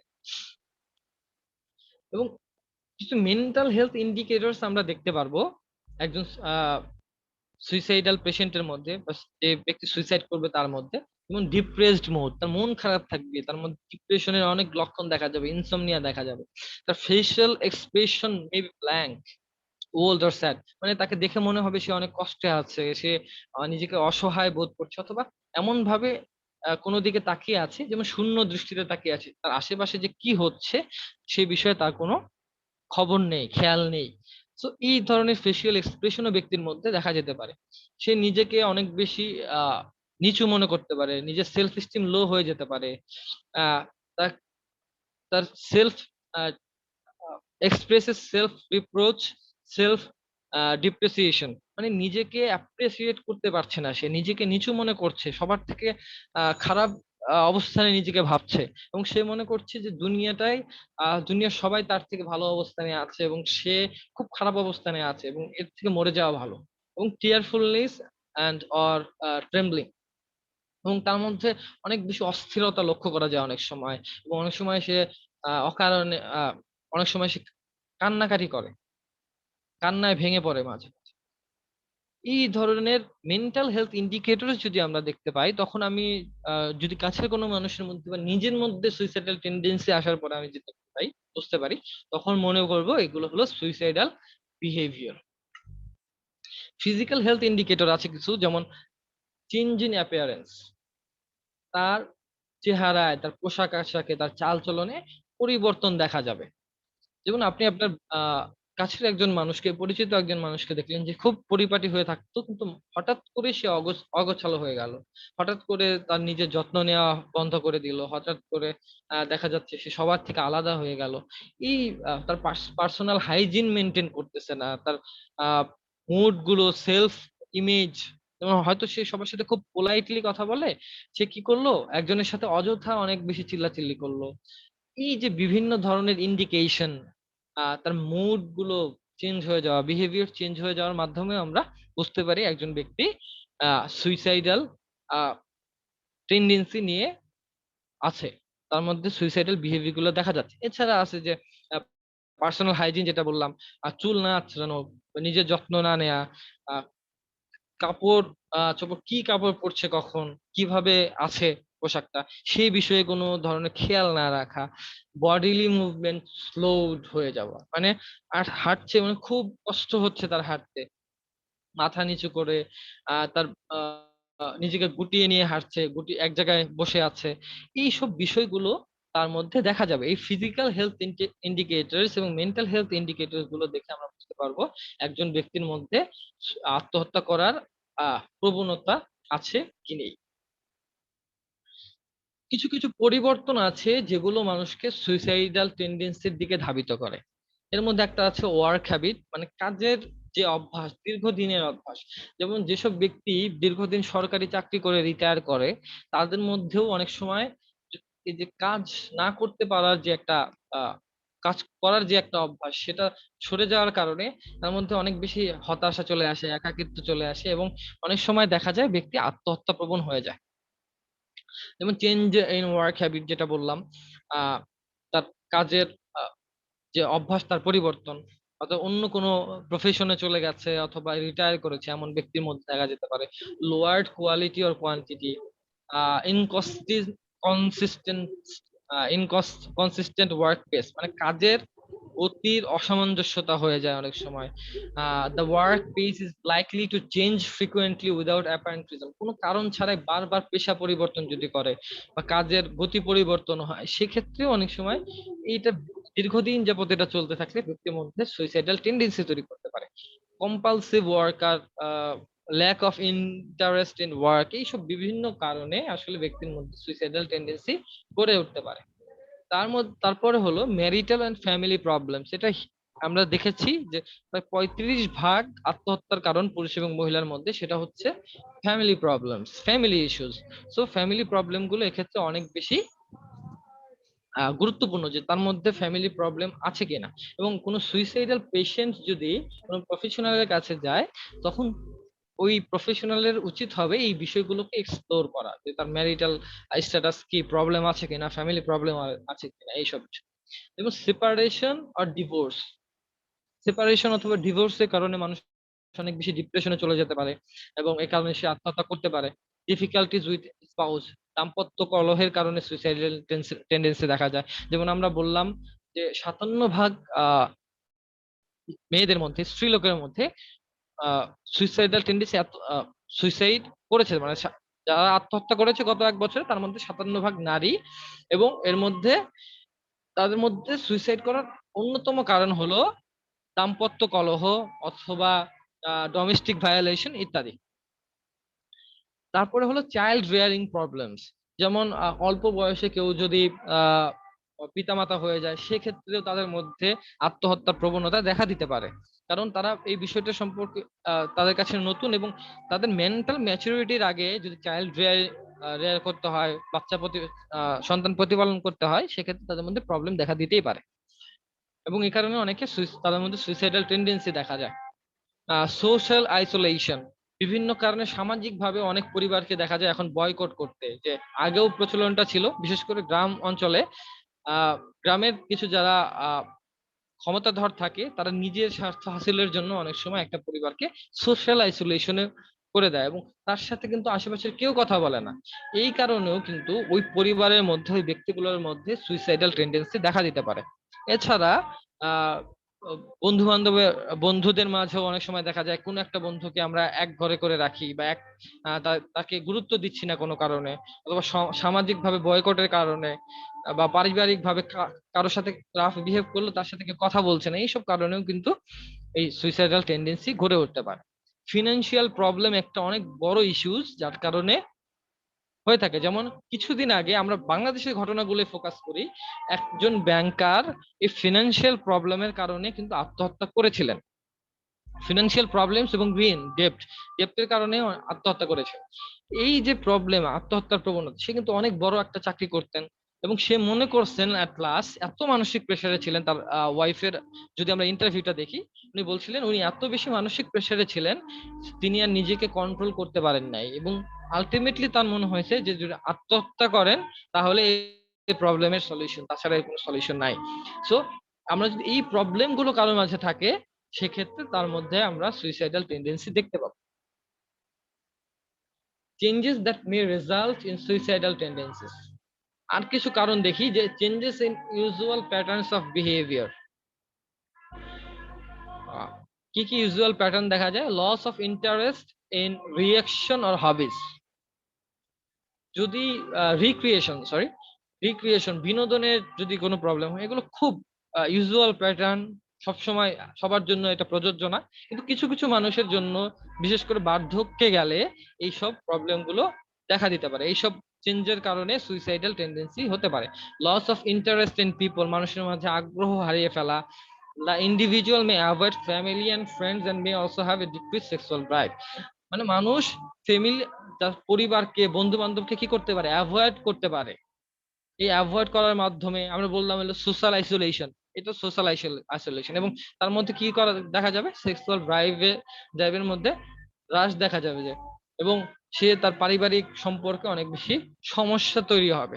এই লক্ষণগুলো যদি, এই পরিবর্তনগুলো যদি একজন ব্যক্তির মাঝে দেখা যায়, তখন আমরা বলতে পারবো যে ব্যক্তিটা অনেক বেশি সুইসাইডাল, এবং তার মধ্যে আত্মহত্যা প্রবণতা রয়েছে।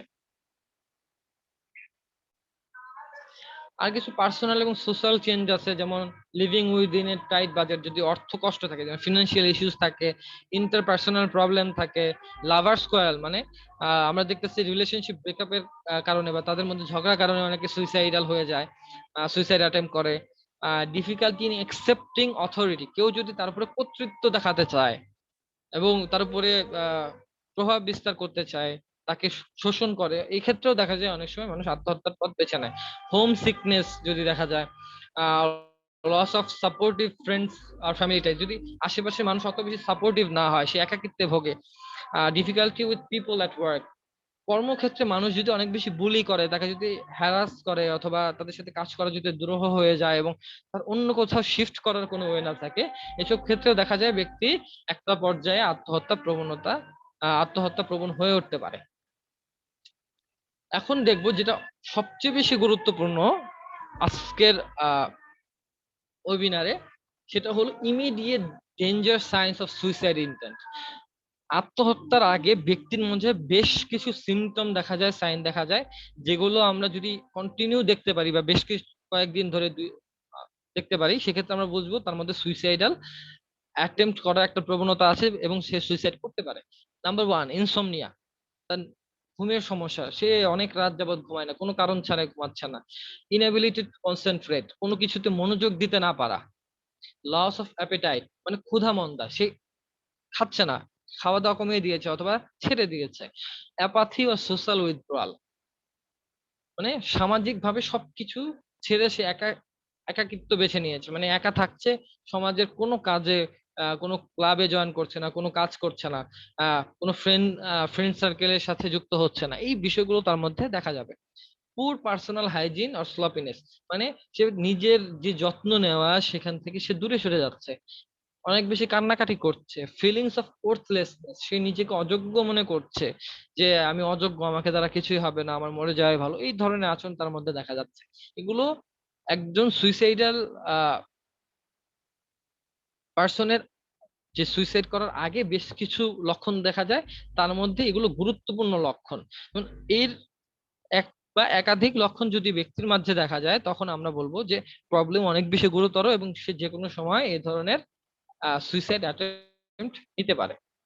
কিছু বিহেভিয়ার ওয়ার্নিংস আছে, অলরেডি আমরা এইসব বিষয় সম্পর্কে একটু জেনে আসছি, আর একটু এক লাইন করে এই বিষয়গুলো বলে যাচ্ছি। যে a person may not make statements that indicate he is considering suicide, instead he May show through his behaviour that he is suicidal. একজন ব্যক্তি যখন সুইসাইড করে, অনেক সময় সে মুখে নাও বলতে পারে, সে সুইসাইডাল থ্রেট নাও করতে পারে, সে কি করতে পারে, তার আচরণ দ্বারা বুঝাইতে পারে সে যে মারা যেতে চায়, সে আত্মহত্যা করতে চায়। Organizing personal business matters as if he were going away for a long time. একটা উদাহরণ হতে পারে যে ব্যক্তি কি করছে, তার যে অসমাপ্ত কাজগুলো আছে সেগুলো সব গোছানো শুরু করছে এবং সবাইকে সবার দায়িত্বগুলো ভাগ করে দিচ্ছে, যে তুমি এটা করতে পারো। অথবা ফ্যামিলির নেতৃস্থানীয় কেউ কেউ হয় বা বাবা বা মা হয়, যে ফ্যামিলির কর্তা বা কর্ত্রী, সে কি করে, সবাইকে তার দায়িত্বগুলো বুঝিয়ে দিচ্ছে এবং সে সব দায়িত্ব থেকে নিজেকে আলাদা করে নিচ্ছে। এবং একটা সময় এটা দ্বারা যদি আমরা বুঝতে না পারি যে কোনো সামথিং ইজ ফিশি হিয়ার, কোনো কোনো কিছু আহ, সমস্যা আছে, কোনো একটা প্রবলেম আছে, সে সে কি করে, এই বিষয়গুলো বুঝতে দেয় না, সে বুঝতে না দিয়ে তার বিহেভিয়ারের মাধ্যমে বিষয়টা প্রকাশ করে। যেমন আমার রিসেন্টলি একটা আত্মহত্যা ঘটেছে আমাদের এলাকায়। উনি তার আগের দিনে সব ঠিকঠাক, কিন্তু সে এর আগে থেকে সবাইকে এরকম বিহেভিয়ার শো করছে, যে সবাইকে সবার কাজগুলোই করে দিচ্ছে, সন্তানকে ভার্সিটিতে ভর্তি করে দিয়েছে, আহ, মানে তার দায়িত্বগুলো মোটামুটি গুছিয়ে ফেলেছে। তার যে মেয়ে ছিল তার চাকরি হয়ে গিয়েছিল, সে বাসার বাইরে। এবং এমন একটা পর্যায়ে সে আত্মহত্যা করেছে যে তার ছেলে মেয়ে সবাই এমন একটা স্টেবল পর্যায়ে আছে। সো এই ধরনের যে বিহেভিয়ার, হঠাৎ করে সবকিছু থেকে নিজেকে গুটিয়ে নেয়া, এই সব বিহেভিয়ার থেকে আহ বুঝতে হবে যে একজন ব্যক্তি হয়তো সে পটেনশিয়াল সুইসাইডাল পেশেন্ট পার্সন।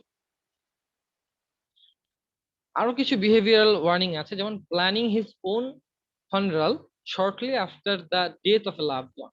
হয়তো স্বামী মারা গেছে বা স্ত্রী মারা গেছে এবং তখনই বা তার কিছু পরেই আহ অপরজন বলছে যে এই জায়গাটায় তুমি আমাকে কবর দিও বা এখানেই দিও।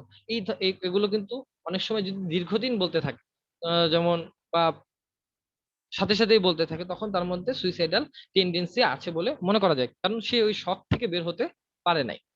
Suddenly resigning from clubs and church groups to which he belongs, মানে আশেপাশে যে সোশ্যাল টেরিটরি আছে সেখান থেকে সে নিজেকে গুটিয়ে নেবে, কোনো ধরনের কারণ ছাড়া সে কান্নাকাটি করতে পারে অথবা একটা সুইসাইড নোটও লিখতে পারে।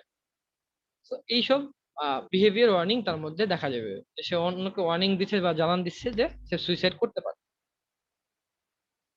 এবং এইগুলো সাধারণত 2-1 দিন আগে দেখা যায় সুইসাইড করা। আর কিছু বিহেভিয়ার ওয়ার্নিং আছে, যেমন unexplained change from usual behaviour pattern, সেগুলো আমরা জানছি। একজন নন ড্রিঙ্কার হয়ে যেতে পারে, অথবা দেখা যাচ্ছে একজন ব্যক্তি খুব বেশি ডিপ্রেশনে ছিল, হঠাৎ করে তার সবকিছু ভালো। যেমন আমাদের অনেক বন্ধু বান্ধবের মধ্যে দেখা যায় যে 4-5 দিন ধরে তার মন খারাপ, হঠাৎ করে কোনো কারণ ছাড়া সে বললো যে আমি সবাইকে ট্রিট। এটাও কিন্তু একটা বিহেভিয়ারাল ওয়ার্নিং হতে পারে, যে সে আসলে আহ এমন কোনো অ্যাটেম্পট নিবে যা তার জন্য ভালো না, বা সে সুইসাইড অ্যাটেম্পট নিচ্ছে, এই ধরনের একটা সিমটম হতেই পারে।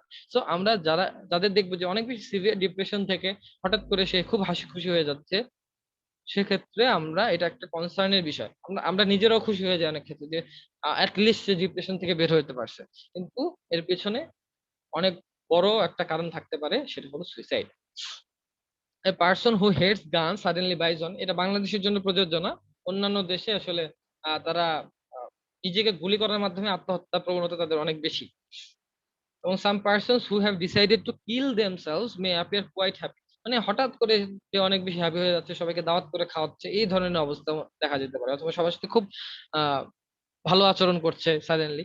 তখন আমরা এই বিষয়টা যারা জানি যে এটা হতে পারে সে মেন্টাল শক থেকে, অথবা সে নিজেকে আহ, তৈরি করে নিয়েছে বা চিন্তা করে নিয়েছে যে সে আত্মহত্যা করবেই, সেক্ষেত্রে একটা এটা সাইন হতেই পারে।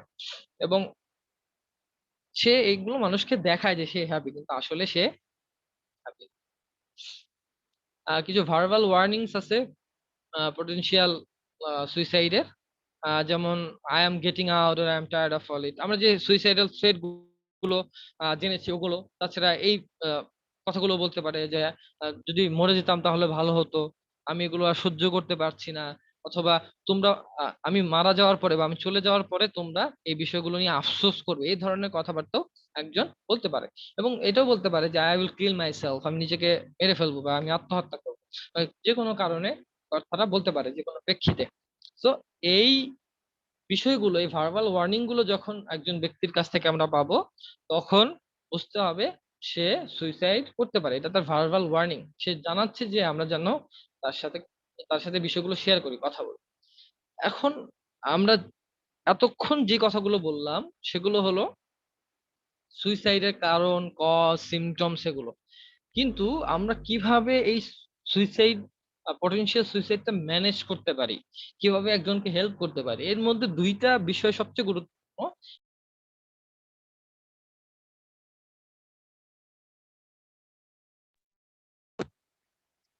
আমার কথা কি শোনা যাচ্ছে? জি জি ভাইয়া, ভাইয়া। শোনা যাচ্ছে। ওকে,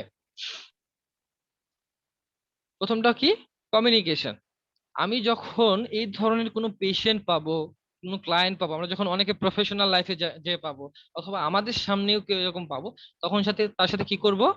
একটা অ্যাসার্টিভ ওয়ার্ম কমিউনিকেশন তৈরি করার চেষ্টা করব, যাতে আমি তাকে এই মেসেজটা দিতে পারি যে আমি তার বিষয়ে কেয়ার করি, সে যা বলতে চায় সেটা আমি শুনতে চাচ্ছি, এবং আমি চাই যে সে এই ধরনের পদক্ষেপ না নিক, এবং তাকে এই মেসেজটা দেয়া যে তোমার কথা বলার মতো একটা জায়গা আছে। এইভাবে কমিউনিকেশন করতে হবে। কিন্তু আমাদের মধ্যে কমিউনিকেশন আমরা কি করি, যে একজন ফ্রেন্ড আসলো, বললো যে আমার খুব মন খারাপ, আমার মনে হচ্ছে আমি মরে যাই, আমরা কি করি, ফোনটা এক হাতে ফোন থাকে, ফোনটা আর এবং মাথা নাড়াচ্ছি তার কথা শুনে। আমরা কি করব, এই কথাগুলো শোনার পরে বলবো, অথবা তাকে অ্যান্সার করার জন্য একটা কথা বলবো। মানে আমরা উই লিসেন টু ডেলিভার, আমরা শুনি, আমরা যে কথাগুলো শুনি কি বলি, উত্তর দেওয়ার জন্য। মানে সে বলতেছে একটা কথা, ঠিক আছে, আমি বুঝতে পারছি, ওকে, মানে আমরা একটা উত্তর দিব তাকে। কিন্তু এইসব সুইসাইডাল পেশেন্টের ক্ষেত্রে, ক্লায়েন্টের ক্ষেত্রে কি করতে হবে, তার সাথে এই বার্তাটা দিতে হবে, তার প্রতি মনোযোগী হইতে হবে, অ্যাসার্টিভ আচরণ করতে হবে, যে আমি তোমার কথাটা শুনছি, আমি আমি তোমার ব্যাপারে অনেক বেশি সংবেদনশীল, তুমি আমার কাছে কথাটা বলতে পারো। এই কেয়ারের মেসেজটা যদি আমি তার কাছে পৌঁছাতে পারি, সেক্ষেত্রে আমরা সুইসাইডাল পেশেন্টকে অনেক বেশি সুইসাইড থেকে দূরে নিয়ে আসতে পারলাম। সেকেন্ড হলো assure the person that help is available.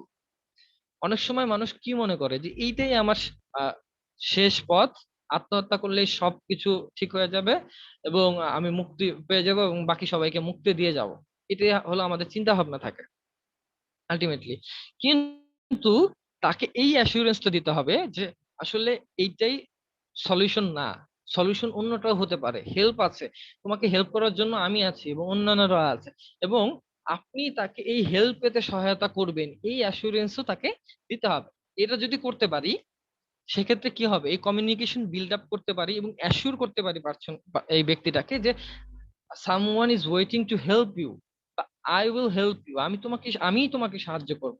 সেক্ষেত্রে ব্যক্তিটা কি পাবে, একটা ভরসার জায়গা পাবে। এবং অনেক ক্ষেত্রে, বেশিরভাগ ক্ষেত্রে দেখা যায় ব্যক্তিটা কথা শুনতে চায়। এবং আহ আমরা যখন সুইসাইড নিয়ে ট্রেনিং করব, সুইসাইডের প্রিভেনশন নিয়ে, তখন একটা কথা সেখানে বলবে যে আমি শুধু, আপনি তো আত্মহত্যা করবেন, আত্মহত্যা করবেন, আমি আপনাকে বাধা দিব না, কিন্তু তার আগে আপনার কথাগুলো আমাকে বলে যান, যে দেখি আমি আপনাকে হেল্প করতে পারি কিনা। তার মানে আমি প্রথমে কি করছি, একটা অ্যাসার্টিভ কমিউনিকেশন তৈরি করছি যে হ্যাঁ সে আমার কাছে কথাগুলো বলুক, আমি তার কথাগুলো শুনতে চাচ্ছি। এবং দ্বিতীয় কথাটা বলছি যে আমি তাকে হেল্প করতে পারি কিনা। এই যে দুইটা কথা বললাম, কমিউনিকেট করলাম এবং অ্যাসিওর করলাম, এইটাই হলো পটেনশিয়াল সুইসাইড এর সবচেয়ে বাস্তবধর্মী এবং সুন্দর ম্যানেজমেন্ট। আমরা যদি খুব সুন্দরভাবে এই কাজটা করতে পারি, তাহলে কিন্তু একজন ব্যক্তিকে আমরা অনেক ক্ষেত্রেই তার সুইসাইডাল অ্যাটেম্প থেকে দূরে নিয়ে আসতে পারবো। আর কিছু অ্যাকশন আমরা গ্রহণ করতে পারি, যেমন do not leave an individual with suspected suicidal intentions alone at any time, he might kill himself. এই বিষয়গুলো আমাদের জন্য সম্পূর্ণ, এবং এটা সবসময় আমাদের মনে রাখতে হবে। যদি কোনো ব্যক্তির মাঝে আমি সুইসাইডাল টেন্ডেন্সি দেখি, তখন কখনোই আমি তাকে একা ছেড়ে যাব না। যে বললাম তুমি একটু অপেক্ষা করো, আমি দেখি কেউ আছে কিনা আমাদের হেল্প করার জন্য। আমি যদি একাকি তাকে রেখে যাই, সে হয়তো আত্মহত্যা করেই ফেলবে। মানে এই কারণে তাদেরকে কোনো সময় কোনোভাবেই একাকি রেখে যাওয়া যাবে না। সেকেন্ড হলো, it is not easy to determine if a person is about two commit suicide.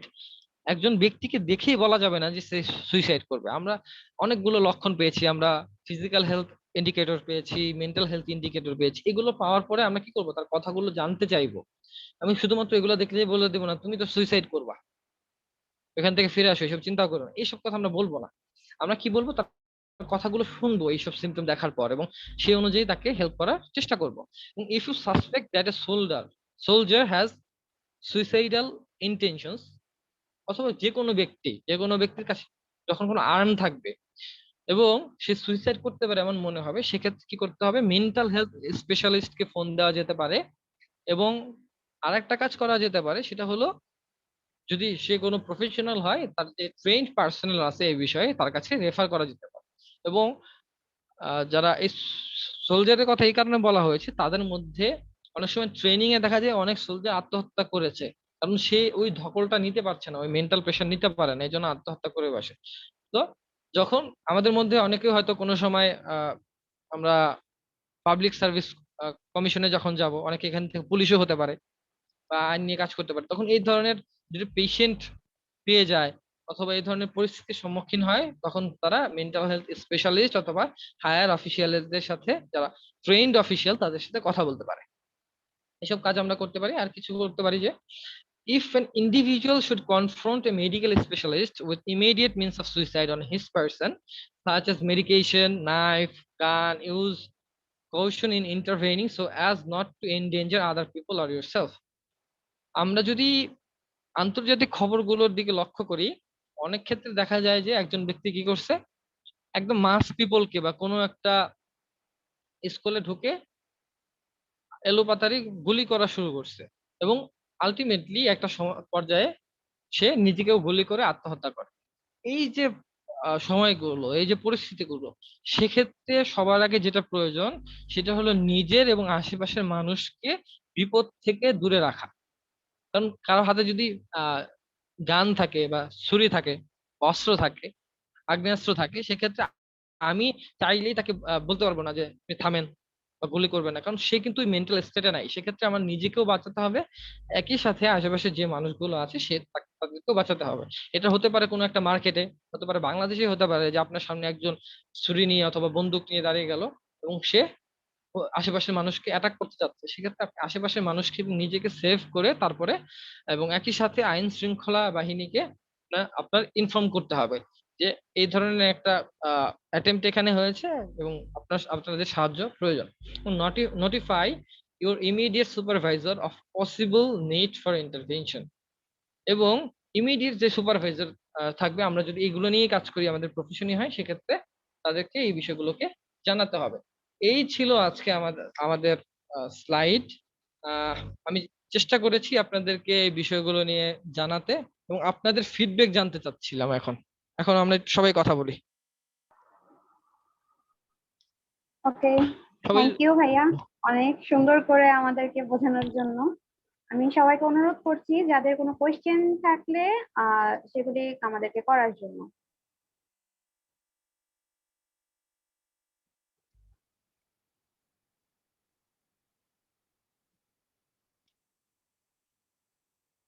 আচ্ছা, সবাই আছি তো, না চলে গেছি সবাই? না, আছি আছে তো ভাইয়া। এখনো। ওকে, আমরা আছি এখনো। আসসালামু আলাইকুম। আমার প্রশ্ন নাই, তবে আমি আর কি এটুকু বলতে চাই যে শান্ত অনেক এই ভালোভাবে বিষয়টাই। আজকে দুঃখিত, আমি শুনতে পাইনি। আচ্ছা আপু, কন্টিনিউ করেন, আমি বলবো পরে। আচ্ছা, যেটা বলছিলাম যে অনেক ভালোভাবে শান্ত উপস্থাপন করেছে সুইসাইড প্রিভেনশনের বিষয়ে, অনেক তথ্য দিয়েছে, খুবই তথ্যবহুল আলোচনা ছিল। তো আশা করি আজকের প্রোগ্রামে যারা আছে তাদের সবারই মানে বিষয়টা নিয়ে অনেক উপকৃত হবে, অনেক বিষয় জানছে অনেক ক্লিয়ার ভাবে। তো আপনারা যারা আছেন সাথে প্রশ্ন করতে পারেন, শান্ত আছে এখানে আপনাদের প্রশ্নের উত্তর দেওয়ার জন্য। আচ্ছা, ধন্যবাদ শান্ত, আমার এতটুকুই বলার ছিল। থ্যাংক ইউ আপু।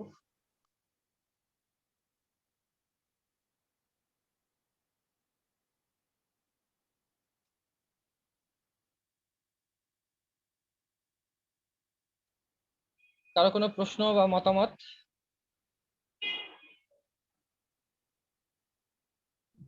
আসসালামু আলাইকুম ভাইয়া, আমার একটা প্রশ্ন ছিল। ওয়ালাইকুম আসসালাম। জি। আহ জি, আপনাকে অনেক ধন্যবাদ, একটা এত সুন্দর ইনফরমেটিভ একটা আলোচনা করলেন। আমার প্রশ্নটা হচ্ছে আসলে মানে আমার একজন রিলেটিভ, খুব ক্লোজ রিলেটিভ, আমি সংকোচের কারণে তার নামটা বলছি না। সে হচ্ছে আজ থেকে 2 বছর আগে সে সুইসাইড করে। তো তার কারণটা এরকম ছিল যে সে একজন মেডিকেল অ্যাডমিশন এক্সামের ক্যান্ডিডেট ছিল।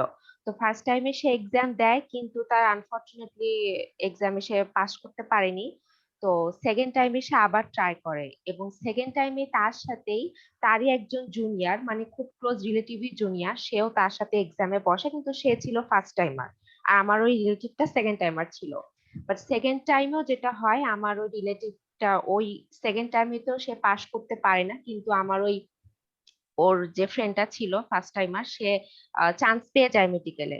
তো এটা নিয়ে পরে আমার ওই রিলেটিভের ফ্যামিলি মেম্বাররা ওকে অনেক ধরনের কথা শোনায়, বিশেষ করে প্যারেন্টসরা ওকে অনেক কথা শোনায়, বলে যে কেন তুমি সেকেন্ড টাইমার হয়েও তুমি চান্সটা নিতে পারলে না, আর ওই ফার্স্ট টাইমার হয়েও তোমার সাথে হয়েও সে চান্স পেয়ে গেল, এরকম।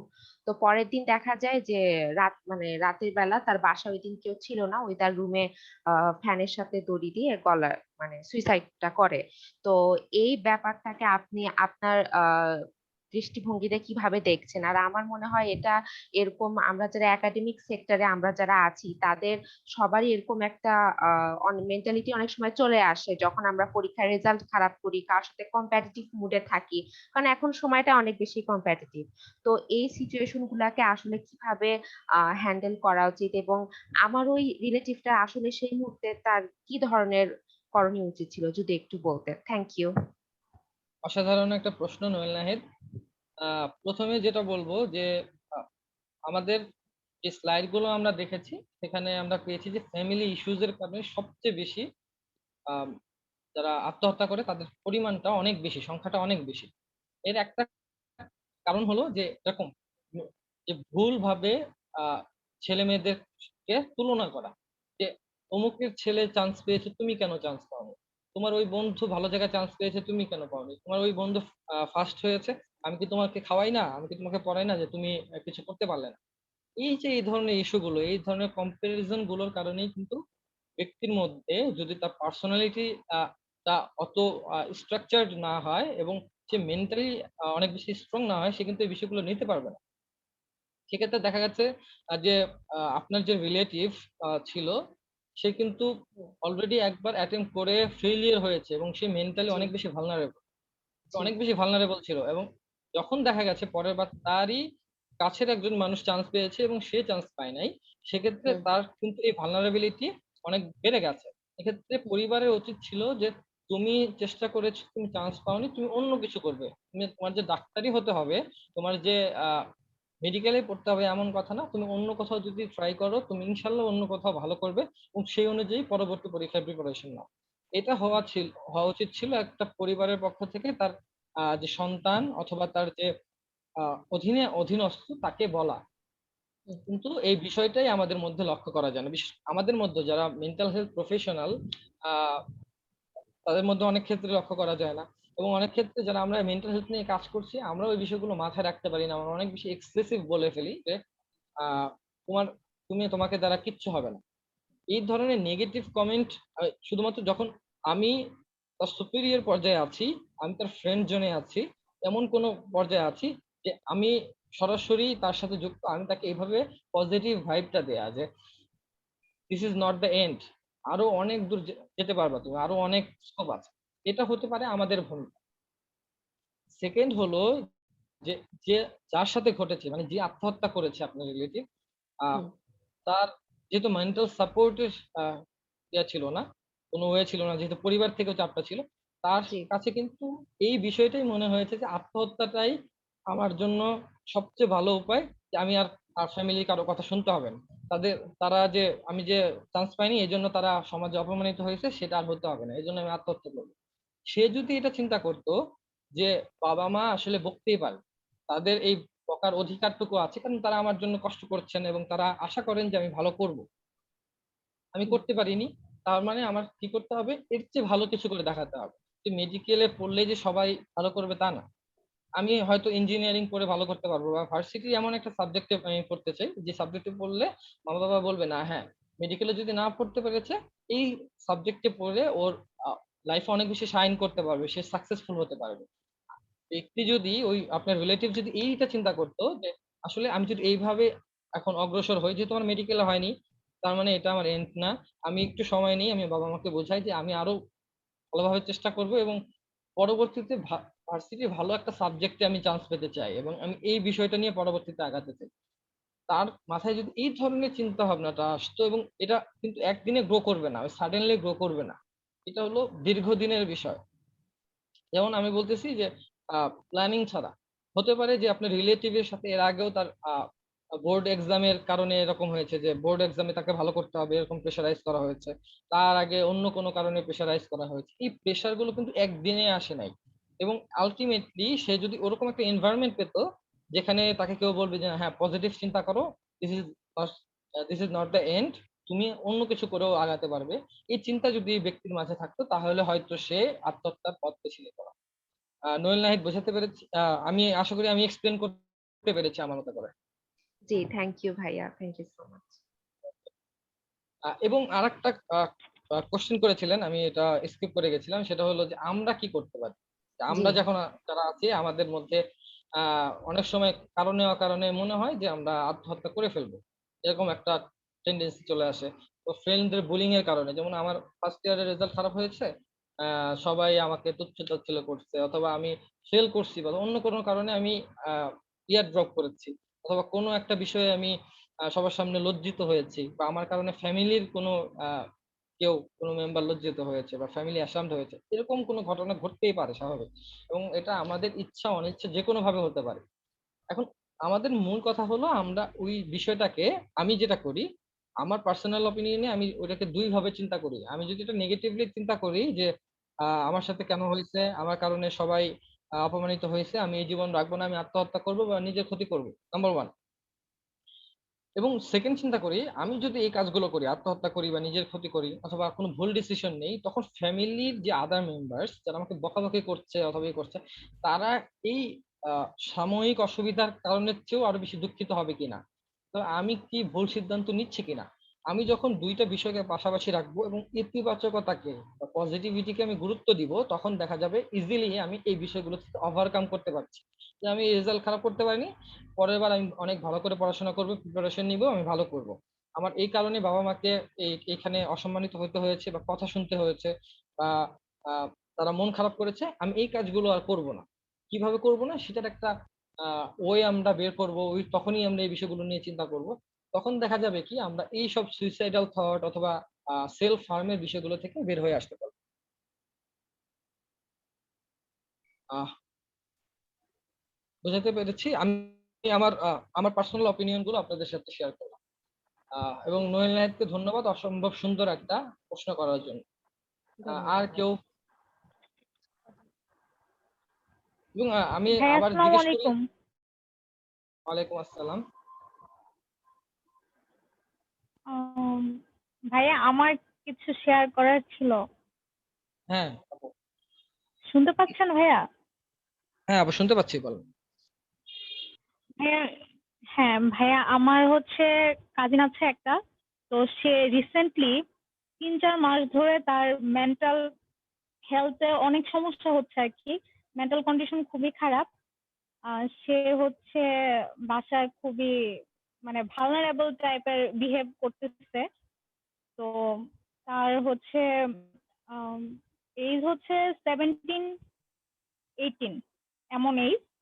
তো সে হচ্ছে তার বাবার কাছে বলছে যে তাকে বাইক কিনে দিতে হবে। আহ, তো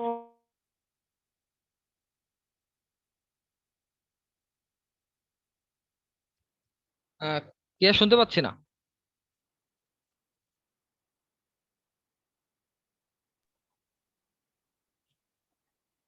কে আপু, আপনাকে শোনা যাচ্ছে না।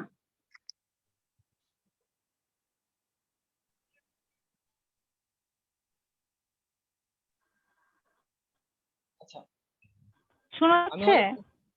হ্যাঁ এখন শোনা যাচ্ছে। তো হচ্ছে সে তার বাবার কাছে বাইক কেনার জন্য বলছে, বাট সে যেহেতু ছোট আর হচ্ছে তার হচ্ছে বাইক মানে এখনো প্রপারলি চালাতে পারে না। তো আমার মামা হয়, মামাতো ভাই আর কি। তো সে না করছে যে না দিব না। আর কিছু টাকা পয়সার ইস্যু আছে ছিল। তো এটার জন্য না করার পরে সে কি করলো, সে হাত হাত কেটে সুইসাইড অ্যাটেম্প করার ট্রাই করছে। তারপরে হচ্ছে স্লিপিং পিল খেয়ে অনেকগুলা খেয়ে সে সুইসাইড অ্যাটেম্প করার মানে নিচ্ছে। তো এইটা প্রায় সে বেশ কিছুদিনই করছে। তো তাকে হচ্ছে ঢাকাও নিয়ে আসা হয়েছিল। মানে আমরা ভাবছিলাম যে হচ্ছে যদি আহ জায়গাটা চেঞ্জ করা যায়, তার ফ্রেন্ডরা তাকে এসব সাপ্লাই করতো। স্লিপিং পিল গুলা তার ফ্রেন্ডরা এনে এনে দিত। তো আমরা ভাবছিলাম যে জায়গাটা যদি চেঞ্জ করা যায় তাহলে হচ্ছে মানে সে এগুলা থেকে একটু দূরে সরে যাবে। তো আমি আমিও তাকে অনেকবার অনেক ভালো ভালো কথা মানে পজিটিভ থিঙ্কিং তার তার ভিতরে ঢোকানোর চেষ্টা করছি, বাট সে কোনো কিছুই শুনবে না। তার একটাই কথা, তার হচ্ছে বাইক লাগবেই, সেটা যেভাবেই হোক। তো এক পর্যায়ে এরকম করতে করতে এখন এমন একটা সিচুয়েশনে চলে গেছে যে সে মানে ঘুমের ওষুধ না নিলে তার ভালো লাগতেছে না। আর ঘুমের ওষুধ নেওয়ার পর তার হচ্ছে এই যে হাতটা কাঁপতেছে, তার কোনো ফিলিংস নাই। সে বাসায় খুবই মানে জিনিসপত্র ভাঙচুর করে। তো আহ, এক পর্যায়ে সবাই ডিসিশন নিল যে তাকে হচ্ছে রিহেব দিবে। আমি বলছিলাম যে কাউন্সিলিং করানোর কথা, কিন্তু তারা সেটাতে যায় নাই, কারণ ছেলের অবস্থা খুবই খারাপ। মানে সে বসে থাকার মতো ছেলে না। তো সে হচ্ছে রিহেবে এক এক মাস ছিল রোজার আগে। তো সেখানে থেকে তার ভিতরে অনেক চেঞ্জ আসছে। চেঞ্জ আসার পরে মানে সবাই আমরা খুবই মানে আশাবাদী ছিলাম সে ভালো হয়ে গেছে। সে নামাজ পড়তেছে 5 ওয়াক্ত, এরকম মানে অনেক ভালো ভালো কথা বলতেছিল। কিন্তু হঠাৎ করে আবার এই যে কিছুদিন হলো তার এই যে এগ্রেসিভ বিহেভিয়ার গুলো আবার দেখা দিচ্ছে। এখন এই ক্ষেত্রে আসলে আমাদের কি কি করণীয় বুঝতেছি না কিছু, মাথায় আসতেছে না। মানে তাকে যেহেতু একবার আমরা রিহেবে দিছিলাম, সেখান থেকে তাকে আবার নিয়ে আসার পরে মানে সে ভালোই হয়ে গেছে, আমরা ভাবছি যে ভালোই হয়ে গেছে। এখন তার বিহেভ গুলো আবার সে আগের মতোই। এখন সে কিছুদিন আগে তার যে ফোন ছিল সেটাও ভেঙে ফেলছে। আম, রাগ করে ভেঙে ফেলে বলতেছে যে আমাকে হয় বাইক দিবা, নয়তো 40,000 টাকা দিয়ে ফোন কিনে দিবা। এখন তার হচ্ছে এই অবস্থা। তো মানে কি আপু, এখন বুঝতে পেরেছি। আমরা কি তাকে কি করব তার ব্যাপারে আসলে বুঝতেছি না। আমরা নিজেরাই অনেক কনফিউজ, সবাই এটা নিয়ে খুব টেনশনে আছি। আচ্ছা আপু, আমি তো যেহেতু একজন আমি বয়সটাও একজন কম। স্টুডেন্ট। হ্যাঁ হ্যাঁ, আমি একজন স্টুডেন্ট হিসেবে বলছি, আমি হ্যাঁ, যেহেতু একজন প্রফেশনাল না। সেক্ষেত্রে আমি যেটা বলতে পারি সেটা হলো একজন প্রফেশনাল ক্লিনিক্যাল সাইকোলজিস্ট অথবা কাউন্সিলিং সাইকোলজিস্টের সাথে প্রথমত কনসাল্ট করা, যে কেন এই বিষয়গুলো আসছে, কারণ এখানে অনেকগুলো থট প্রসেস জড়িয়ে আছে, যে কোন চিন্তা থেকে এই না কাজগুলো না, করছে। এখানে হ্যাঁ, এখানে পরিস্থিতিটা হচ্ছে আমি বলি তার বাবা মার সাথে তার কমিউনিকেশনটা খুবই গ্যাপ। তার বাবার সাথে তার কমিউনিকেশনে প্রচুর গ্যাপ। এটা আমরা মানে আমিও বলছি যে মামা তুমি হচ্ছে তার সাথে একটু ভালোভাবে মিশো, কারণ ছোটবেলা থেকে দেখা গেছে যে সে খুবই চুপচাপ, মানে ইন্ট্রোভার্ট টাইপের একটা ছেলে। তো সে আর কি তার যে ভিতরের যে রাগগুলা বা তার ভিতরের বুঝতে পেরেছি চাপা কষ্টগুলা সে কখনো কাউকে হচ্ছে শেয়ার করতো না। তো এই জন্য দেখা গেছে যে তার বাবা মার সাথে তার একটা গ্যাপ চলে আসছে, কিন্তু তার এই যে ফ্রেন্ড সার্কেল, তার সার্কেলটা ভালো না, সে এখন একটু হলো খারাপ সঙ্গের সাথে মিশে গেছে আর কি। এখন হলো যে আমি যেখানে কমফোর্ট এখন ফিল করব, আমি যেখানে আমার গুরুত্ব পাবো, আমি সেখানেই যাব, এটাই স্বাভাবিক। এক্ষেত্রে ফ্যামিলির ভূমিকা হওয়া উচিত হ্যাঁ যে হ্যাঁ তার সাথে এখন ফ্রেন্ডলি আচরণ করা। এবং আমি আরেকটা বিষয় সাজেস্ট করতে পারি যে এখানে যেহেতু আমি স্টুডেন্ট, আমি কোনো পরামর্শ অথবা এই জাতীয় কিছু কথা বলা আমার জন্য ইথিক্যালি ঠিক হবে না। আমি যে কথাগুলো বলতে পারি সেটা হচ্ছে প্রথমত তাকে একজন ক্লিনিক্যাল বা কাউন্সিলিং সাইকোলজিস্টের কাছে নিয়ে যাওয়া এবং তার বাবা মা সহ নিয়ে যাওয়া। এখানে একটা আহ, আমার কাউন্সিলিং এ ফ্যামিলি কাউন্সিলিং বা ফ্যামিলি থেরাপি হয়ে থাকে। পুরো পরিবারের মধ্যে যখন এই বন্ডিংটা আন্ডারস্ট্যান্ডিংটা ক্রিয়েট হবে, তখন দেখা যাবে এই প্রবলেম গুলো অনেকাংশে সলভ হয়ে যাচ্ছে। কারণ আহ, বাবার সাথে যদি তার ছেলের বা সন্তানের ওই ধরনের কমিউনিকেশন না থাকে, মায়ের সাথে যদি কমিউনিকেশন না থাকে, সেক্ষেত্রে কিন্তু আমি যতই রিহ্যাবে দিয়ে আসি বা চিকিৎসা করার বা কাউন্সিলিং করার চেষ্টা করি, আলটিমেটলি কিন্তু ফলাফল শূন্যই হবে। কারণ সে যখন বাসায় আসছে তখন কিন্তু সে আগের পারিবারিক পরিবেশটা পাচ্ছে, আগের ফ্রেন্ড সার্কেলটা পাচ্ছে, যারা তাকে হয়তো ঠিক বুদ্ধিটা দিচ্ছে না, ঠিক পরামর্শটা দিচ্ছে না, বা বিপথে চালিত করার চেষ্টা করছে। এই বিষয়গুলোর জন্য প্রথমত যেটা দরকার, ফ্যামিলি কাউন্সিলিংটা আমি বলবো অনেক বেশি প্রয়োজন। এবং পুরো ফ্যামিলি যদি একটু একজন কাউন্সিলর বা ক্লিনিক্যাল সাইকোলজিস্টের সাথে কথা বলেন, আশা করছি তারা অনেক ভালো পরামর্শ দিতে পারবেন। এবং এই ক্ষেত্রে আমাদের সাইকোলজি স্টুডেন্ট অ্যাসোসিয়েশনের সাথে যদি যোগাযোগ করেন, তাহলে আমরা হয়তো রেফার করে দিতে পারবো। ধন্যবাদ কে আপু। এবং বিষয়গুলো অনেক, আপনি যেহেতু অনেক আচ্ছা গুরুত্বের ভাইয়া, সাথে আরেকটা দেখেছেন। আরেকটা কোশ্চেন, ওকে। আরেকটা কোশ্চেন ভাইয়া, মানে সে যে বাইক বা ফোনটা চাচ্ছে, সেটা কি তাকে দেওয়াটা উচিত হবে?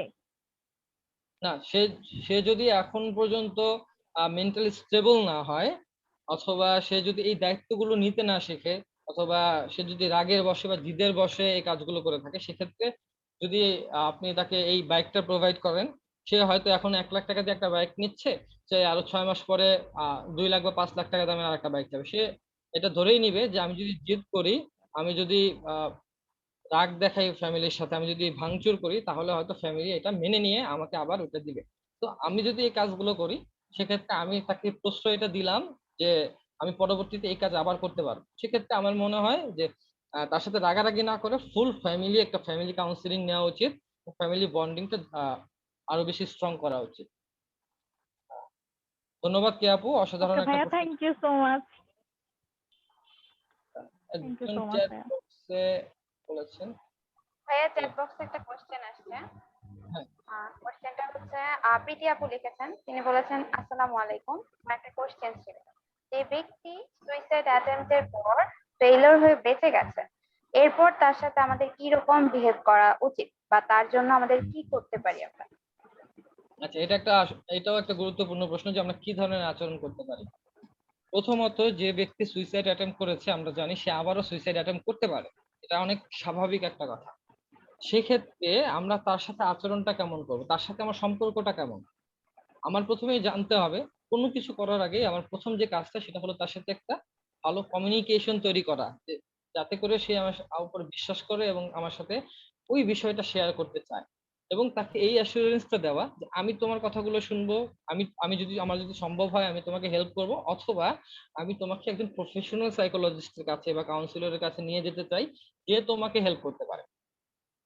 আমি যদি এই এই কাজটা করি, সেক্ষেত্রে আমাদের ভূমিকাটা আহ দুই দিক থেকে অনেক বেশি ফলপ্রসূ হবে। একজন বন্ধু হিসেবে আমি তাকে সরি একজন বন্ধু হিসেবে আমি তাকে হেল্প করলাম, এবং সেকেন্ড যেটা হলো, আমি তাকে একজন প্রফেশনাল কাছে রেফার করলাম। যেহেতু আমার কাছে কাউন্সিলিং করার কোনো ইথিক্যাল পারমিশন নাই, আমি কাউন্সিলিং করতে পারবো না, সেক্ষেত্রে একজন প্রফেশনালের কাছে নিয়ে যেতে পারি। এবং একই সাথে আমার যদি মনে হয় যে সে আবারও সুইসাইড অ্যাটেম্প করতে পারে এবং তার ফ্যামিলি যদি না না জানে, কারণ আমরা অনেক ক্ষেত্রে পড়াশোনার জন্য বাড়ির বাইরে থাকি, সেক্ষেত্রে ফ্যামিলি যদি না জানে তাদের সাথে কন্ট্যাক্ট করা এবং তাদেরকে বিষয়টা সম্পর্কে জানানো যে এই ধরনের অ্যাটেম্পট কিন্তু আপনার সন্তান নিয়েছে একবার এবং ভবিষ্যতেও নিতে পারে, এবং তাদেরকে বিষয়গুলোকে বুঝিয়ে বলা। যদি এই কাজগুলো করতে পারি আশা করছি আমরা একজন ফ্রেন্ড হিসাবে, পরিচিত মানুষ হিসাবে, একজন মানুষ হিসাবে তাকে হেল্প করতে পারবো যে সুইসাইড অ্যাটেম্প্ট একবার করেছে।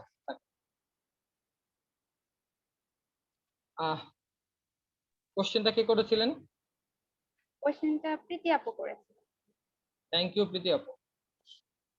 আহ, আর কোনো প্রশ্ন বা মতামত?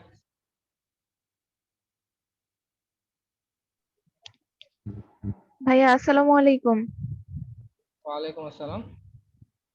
ভাইয়া আমি যদিও আমার এদিকে ওয়েদারের সমস্যার জন্য আমি আসলে থাকতে পারি নাই, যদিও তারপরে শেষে এসে জয়েন হয়েছি। তো আমার একটা কোশ্চেন ছিল যে যদি হুটহাট করে দেখা যায় যে আমাদের ফ্রেন্ড সার্কেলের মধ্যে কেউ মানে দেখা গেলো ফ্যামিলিগত কোনো প্রবলেমই হোক বা দেখা যাচ্ছে যে এখন যেটা হয় যে রিলেশনশিপের ম্যাটার নিয়ে, তো সেই ক্ষেত্রে দেখা যাচ্ছে সে আমাদের কাছে শেয়ারও করতেছে না, আবার দেখা যাচ্ছে উল্টাপাল্টা কথাবার্তা মানে বলতেছে যে আমাকে মাফ করে দিস বা আমি বাঁচবো না, হ্যান ত্যান এসব কথা বলে সুইসাইড অ্যাটেম্প করার চেষ্টা করতেছে।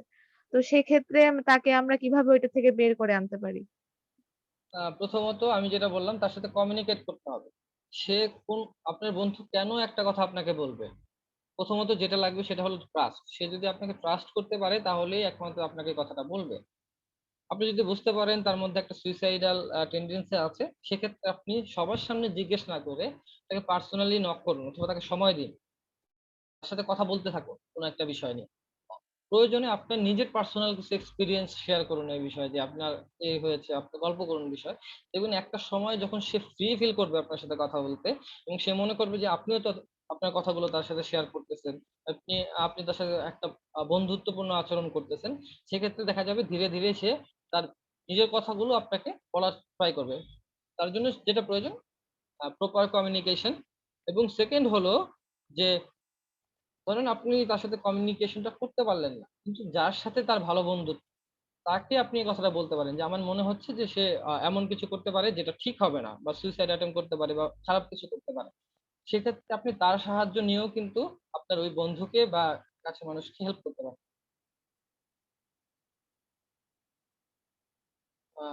আয়শা সিদ্দিকা আশা। ভাইয়া আর হচ্ছে যে যদি দেখা যায় যে সে আমার ফ্রেন্ড না বা কাছের কেউ না, দেখা গেছে যেহেতু আমরা এখন সাইকোলজিতে পড়াশোনা করতেছি তো অনেক মানে জানাশোনা, তো সবাই দেখা যায় যে সাইকোলজিতে পড়ার জন্য অনেকে এসে নক দেয় যে আমার ফ্রেন্ড অমুক সুইসাইড করতে যাচ্ছে বা এরকম অ্যাটেম্প নিতে যাচ্ছে, সেক্ষেত্রে কি বলা উচিত আমার তাকে? সেক্ষেত্রে প্রফেশনালের কাছে রেফার করে দেওয়া উচিত। কারণ হলো সুইসাইডাল যেই ঘটনাগুলো হয়, ইনসিডেন্ট গুলো হয়, সেটা মানসিক ভাবে অনেক বেশি চাপ প্রয়োগ করে একজন ব্যক্তির উপর। যেমন আপনি কথা বললেন একজন ব্যক্তির সুইসাইডাল টেন্ডেন্সি আছে, তার সাথে কথা বললেন এবং কিছুদিন পর শুনতে পারলেন যে সে আত্মহত্যা করছে। তখন নিজের মধ্যে একটা গিলটি ফিলিং চলে আসবে যে আমি কথা বলার পরেও কিন্তু তাকে হেল্প করতে পারি নাই। এই যে গিলটি ফিলিং, সে কারণে কিন্তু আপনি মেন্টালি সিক হয়ে যেতে পারেন, মেন্টাল হেলথ ইস্যুস দেখা দিতে পারে। তো আমাদের উচিত হবে, আমরা যারা ট্রেইনড না, প্রফেশনাল না, আমরা একজন প্রফেশনালের কাছে বিষয়গুলোকে রেফার করব। এবং এখানে কিছু আইনি জটিলতাও আছে, যে আপনি বললেন তারপরে সে আত্মহত্যা করলো এবং আপনার কথা বলার কিছুক্ষণের মধ্যে বা কিছুদিনের মধ্যে সেক্ষেত্রে কিন্তু একটা ব্যাড ইম্প্যাক্ট বা আইনি ঝামেলাও আমরা জড়িয়ে যেতে পারি, কিন্তু আমরা প্রফেশনাল না। সেক্ষেত্রে আমাদের উচিত হবে একজন প্রফেশনাল সাইকোলজিস্টের কাছে তাকে রেফার করে দেয়া। ওকে ভাইয়া, থ্যাংক ইউ। Okay, আর কারো কোনো প্রশ্ন, মতামত? অনেকে চলে গেছেন, 11 জন, 10 জন, 9 জন এরকম আছেন। তো 11 জন আমরা একটু, আছেন।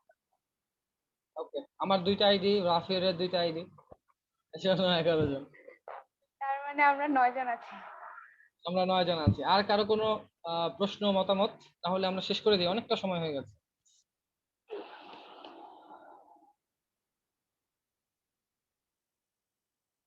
এনিওয়ান? আর কেউ কোনো কোশ্চেন করতে চাচ্ছেন?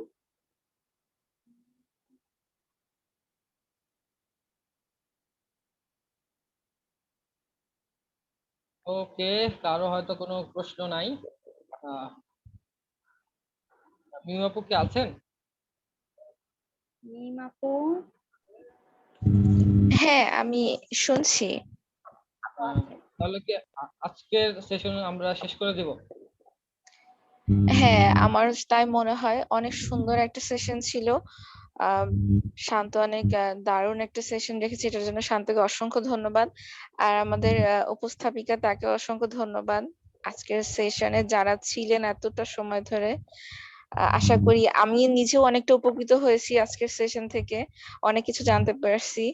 তো যারা ছিলেন আশা করি তারাও অনেক উপকৃত হয়েছেন। তো আমার মনে হয় এখন শেষ করে দেওয়া উচিত, অনেকটা সময় হয়েছে। যাদের প্রশ্ন ছিল হয়তো তারা তাদের প্রশ্নের উত্তর পেয়ে গেছেন। পরবর্তীতে যদি কোনো প্রশ্ন বা এরকম কোনো কিছু থাকে তো পিএস এর অফিসিয়াল পেজে আপনারা মেসেজ করতে পারেন, কিংবা আমাদের ক্যাম্পাস অ্যাম্বাসেডর বা যে কাউকে যে কোনো ভাবে আপনারা অ্যাপ্রোচ করতে পারেন। আমরা সাধ্যমতো সবাইকে হেল্প করার চেষ্টা করব। এতটুকুই আমার কথা ছিল। ধন্যবাদ সবাইকে। থ্যাংক ইউ মিম আপু। আমি 1 মিনিট কথা বলে আজকের সেশনটা শেষ করি। সুইসাইড প্রিভেনশন সম্পর্কে জানা প্রত্যেকের দরকার, একটা মৌলিক অধিকারের মধ্যে ফেলা উচিত এই সুইসাইড প্রিভেনশন বিষয়ক এইসব কর্মশালা। কারণ আমাদের মধ্যে যে হারে সুইসাইডের প্রবণতা বাড়ছে, কারণে অকারণে হয়তো আমরা বলে দিচ্ছি এবং হঠকারী সিদ্ধান্ত নিয়ে অনেকে সুইসাইড অ্যাটেম্প্ট করে ফেলছি। নিজেরা চিন্তা করছে অথবা আশেপাশে কোনো মানুষ আত্মহত্যা করছে, সেই সব বিষয়ে আমরা দেখছি। তাই আমাদের উচিত হবে আমরা নিজেরা মেন্টাল হেলথ নিয়ে সচেতন হব এবং যেসব কুসংস্কার সমাজে আছে সেগুলোকে আমরা মানুষকে জানাবো যে এই বিষয়গুলো সম্পর্কে অনেক বেশি ফ্র্যাঙ্কলি কথা বলা উচিত এবং সবার কথা বলা উচিত। এবং যারা সাইকোলজি নিয়ে কাজ করছেন, আহ, যারা মেন্টাল হেলথ প্রফেশন নিয়ে ভবিষ্যতে যাবেন, তাদের সকলের উদ্দেশ্যেই কথা। এবং যারা সাধারণ সাইকোলজি বাদে অন্যান্য ফিল্ডের যারা আছে তাদেরকেও অনুরোধ থাকবে যে আমরা সুইসাইড প্রিভেনশন নিয়ে কথা বলি, সুইসাইডের কুফল নিয়ে মানুষকে জানাই এবং একই সাথে নিজেরা মানসিকভাবে সুস্থ থাকি। সবাইকে এতক্ষণ ধৈর্য ধরে আমার কথাগুলো শোনার জন্য অসংখ্য ধন্যবাদ। আমি চেষ্টা করেছি আমার কথাগুলো একটু গুছিয়ে বলার, হয়তো অনেক ল্যাকিংস এখানে আছে। ভবিষ্যতে আমি আমার এই সমস্যাগুলো, এই ল্যাকিংস গুলো আরো বেশি রিকভার করার চেষ্টা করব। আহ, এবং সকলের মানসিক সুস্বাস্থ্য কামনা করছি। আমার জন্য দোয়া রাখবেন এবং পিএসএ কে আহ, এগিয়ে নেওয়ার জন্য যারা কাজ করে যাচ্ছেন এবং এখানে উপস্থিত আছেন তাদেরকেও অনেক বেশি ধন্যবাদ জানাচ্ছি। আহ, আজকে এই পর্যন্তই। আসসালামু আলাইকুম। আসসালামু আলাইকুম ভাইয়া। Thank you so much everyone যারা আমাদের সাথে ছিলেন এতক্ষণ, এবং সালমান ভাইয়াকে অনেক অনেক ধন্যবাদ। ভাইয়া প্রফেশনাল না হওয়া সত্ত্বেও আমাদেরকে অনেক কিছু বুঝিয়েছেন, চেষ্টা করেছেন ভাইয়ার আমাদেরকে জানানোর জন্য। এর জন্য ভাইয়াকে অনেক ধন্যবাদ। আর এতক্ষণ ধরে যারা আমাদের সাথে ছিলেন তাদেরকেও অনেক ধন্যবাদ আমাদের সাথে থাকার জন্য। আশা করি এই সেশনটা সবার জন্য অনেক উপকার নিয়ে আসবে। So thank you everyone. শুভরাত্রি। আসসালামু আলাইকুম। ওয়ালাইকুম আসসালাম। ধন্যবাদ আনিকা।